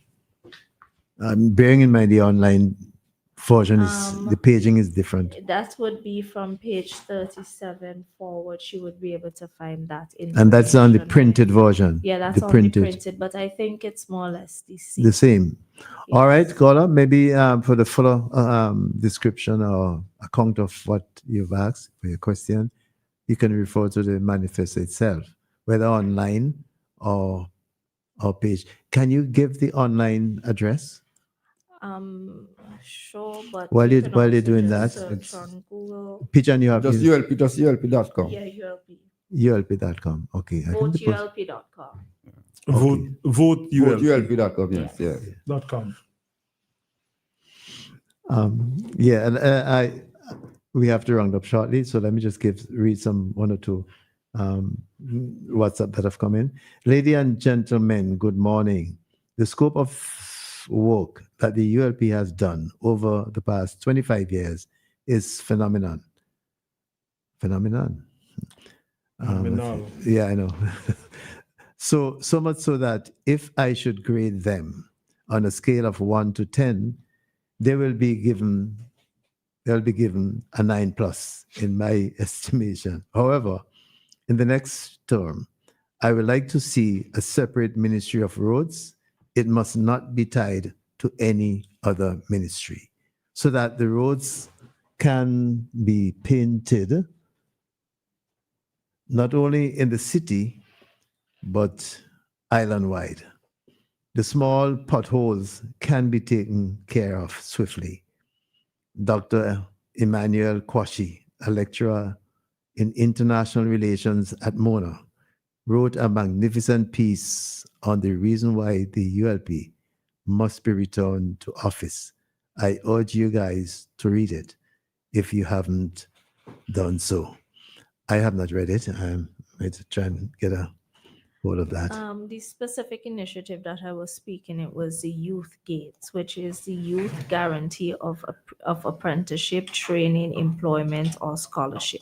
Okay. And the aim of this is to ensure that every young person graduating secondary school, college, or university will have access to a job, placement, entrepreneurship, support, or training opportunities. There's another WhatsApp I want to read quickly. I am very proud of the points made by Pijan today. All these beautiful manifestos, but no direct integrity controls. With the salary of politicians, they in our family should be able to become rich. Very, it is a call. Let's take this call. Good afternoon. Welcome to the program. Yeah, I'm sorry to keep calling back. You have to be very, very quick. Information. Thank you very much for the ULC manifesto. But she has to understand that even though there are many opportunities, a lot of young males in particular did not finish secondary education. So they have reading and comprehension. Hello? No, we are hearing you. Go ahead. Yeah. Oh, sorry. Okay. They have reading and comprehension limitations. And we also have to look at those who are incarcerated and eventually will be released and come into the workforce and have similar challenges. And we know the stigma that these young persons All right, I think carry. we get it. I think she got enough of what you're saying. No, and I would have listed. Okay, Thanks again. And I would have listed specific programs related to agriculture, different tourism, training, and to the different sectors, and even the TVOC centers, the technical vocational centers, which I don't think all require a secondary school education. All right. So there are opportunities that are there. Okay, this person saying to the ordinary person, integrity legislation does not matter. What is of interest to the ordinary person is food on the table. Also, it would be nice to have something in place where parties declare their election funds as to where it comes from. Interesting take. And that's about it for this. This person saying, Is there a pill for laziness? Oh, come on. I'd have taken one myself if there was one. Sometimes I get feel lazy. All right, but we have exhausted our time, Minister. So any round up kind of, well, not only from you, from my colleagues, but while you're doing that, I want to play under what you're saying. I want to play. You guys are so young, you all do not know the song. But I want to play it, and I'm dedicating it to all voters, but particularly, I guess, those who consider themselves to be, I don't know, here the voters. You had the better hold on to what you got. You had the better. Fitz, I see you laughing. This is a very sentimental song. I used to play it when I was much younger. I used to listen to it as well. Hold on to what you got. It's by Joe Tex. Cause if you think nobody wants it, just throw it away, and you will see someone will have it before you can count. 1, 2, 3. Yes, they will. Yes, they will. Listen, fellas, you know it's not all the time that a man can have a good woman. A woman that he can call his very own. A woman who will stay right there at home and mind the children while he's gone to work. A woman who will have his dinner cooked when he comes home. Where some men make mistakes when they go out and stay because they feel that no other man wants his woman but him. But listen, if you think no other man wants her. Fitz, I hear you humming like, I didn't realize you did that old, Fitz. These days, I don't know how that song could relate to women these days. Women who are still women. 1, 2, 3. Yes, they will. Yes, he will. Listen, girls, this goes for you too. Because you know I've seen so many women who've had so many good men in life. Men who would stand by them through thick and thin. Men who would go to work every day and bring home their hard-earned pay. Men who would give their women anything that their little heart desired. Where some women make mistakes, when their men go out and let them play, they would stay because they felt that no other woman wanted him but her. Listen, if you think that no other woman wants him, just pitch him out in the streets, and you will see some woman will have your man before you can count. 1, 2, 3. Yes, you will. So Fitz, you said that happened to you? That's what he said. Somebody has just sent a WhatsApp saying she's loving it. That's interesting. Hold on to what you have. That's my takeaway from that song. That's Joe Tex, and that was in 1964. See that? Minister, long before you were born. way long before. But anyway, we have come to the end of the program, so we could wrap up. So in rounding up, Cecil, I would just like to encourage everyone on Thursday, the 27th of November 2025 to make the right decision and put the X next to the star. The ULP government, we have done phenomenal work and we will continue to do phenomenal work for the people of St. Vincent and the Grenadines. So I encourage everyone to go out and vote, put your X next to the star, come out later to hear the contents of the Youth Manifesto and what the ULP has planned for the youth going forward. the youth manifesto came from the youth of the party. So it's going to be interesting to hear what are their voice and what is their perspective and how they want to see the country going forward. So, good. Incidentally, the NDP had a youth rally last evening out in OER. So it'd be interesting for people who went to that one. They may wish to come to this one to see how it compares to they here. will come. Just switch the shirt and they come. I don't know about that, but if you're saying so, you may have experience. No, that's young people. Come on, they want to listen to Who's on? Massacre. Oh, he's going to be on tonight. It's free entertainment. Let's face it, a lot of young people come out. They just switch the shirt and come out and party. Yeah. Freeness.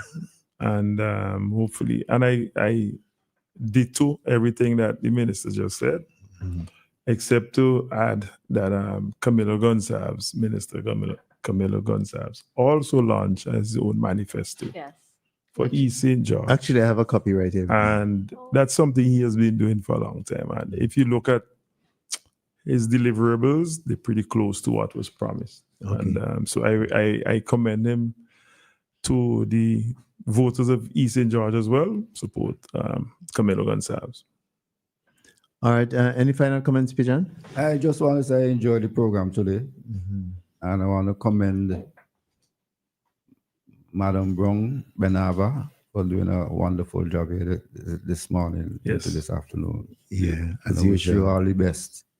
And perhaps in the next cycle, we'll see your face on one of the posters. All right. And are you going to be on the platform this afternoon? I would definitely be in attendance. Oh, okay. All right. Yeah. Okay. All right. So, in the meantime, we thank all of you Minister Brown, we thank you very much for spending the time with us. We thank all the persons who listened and responded, called in, and so on and so forth. And we thank Star FM and Garfin Radio for the extension of our voices. On behalf of my colleagues here, my name is Cecil and good afternoon.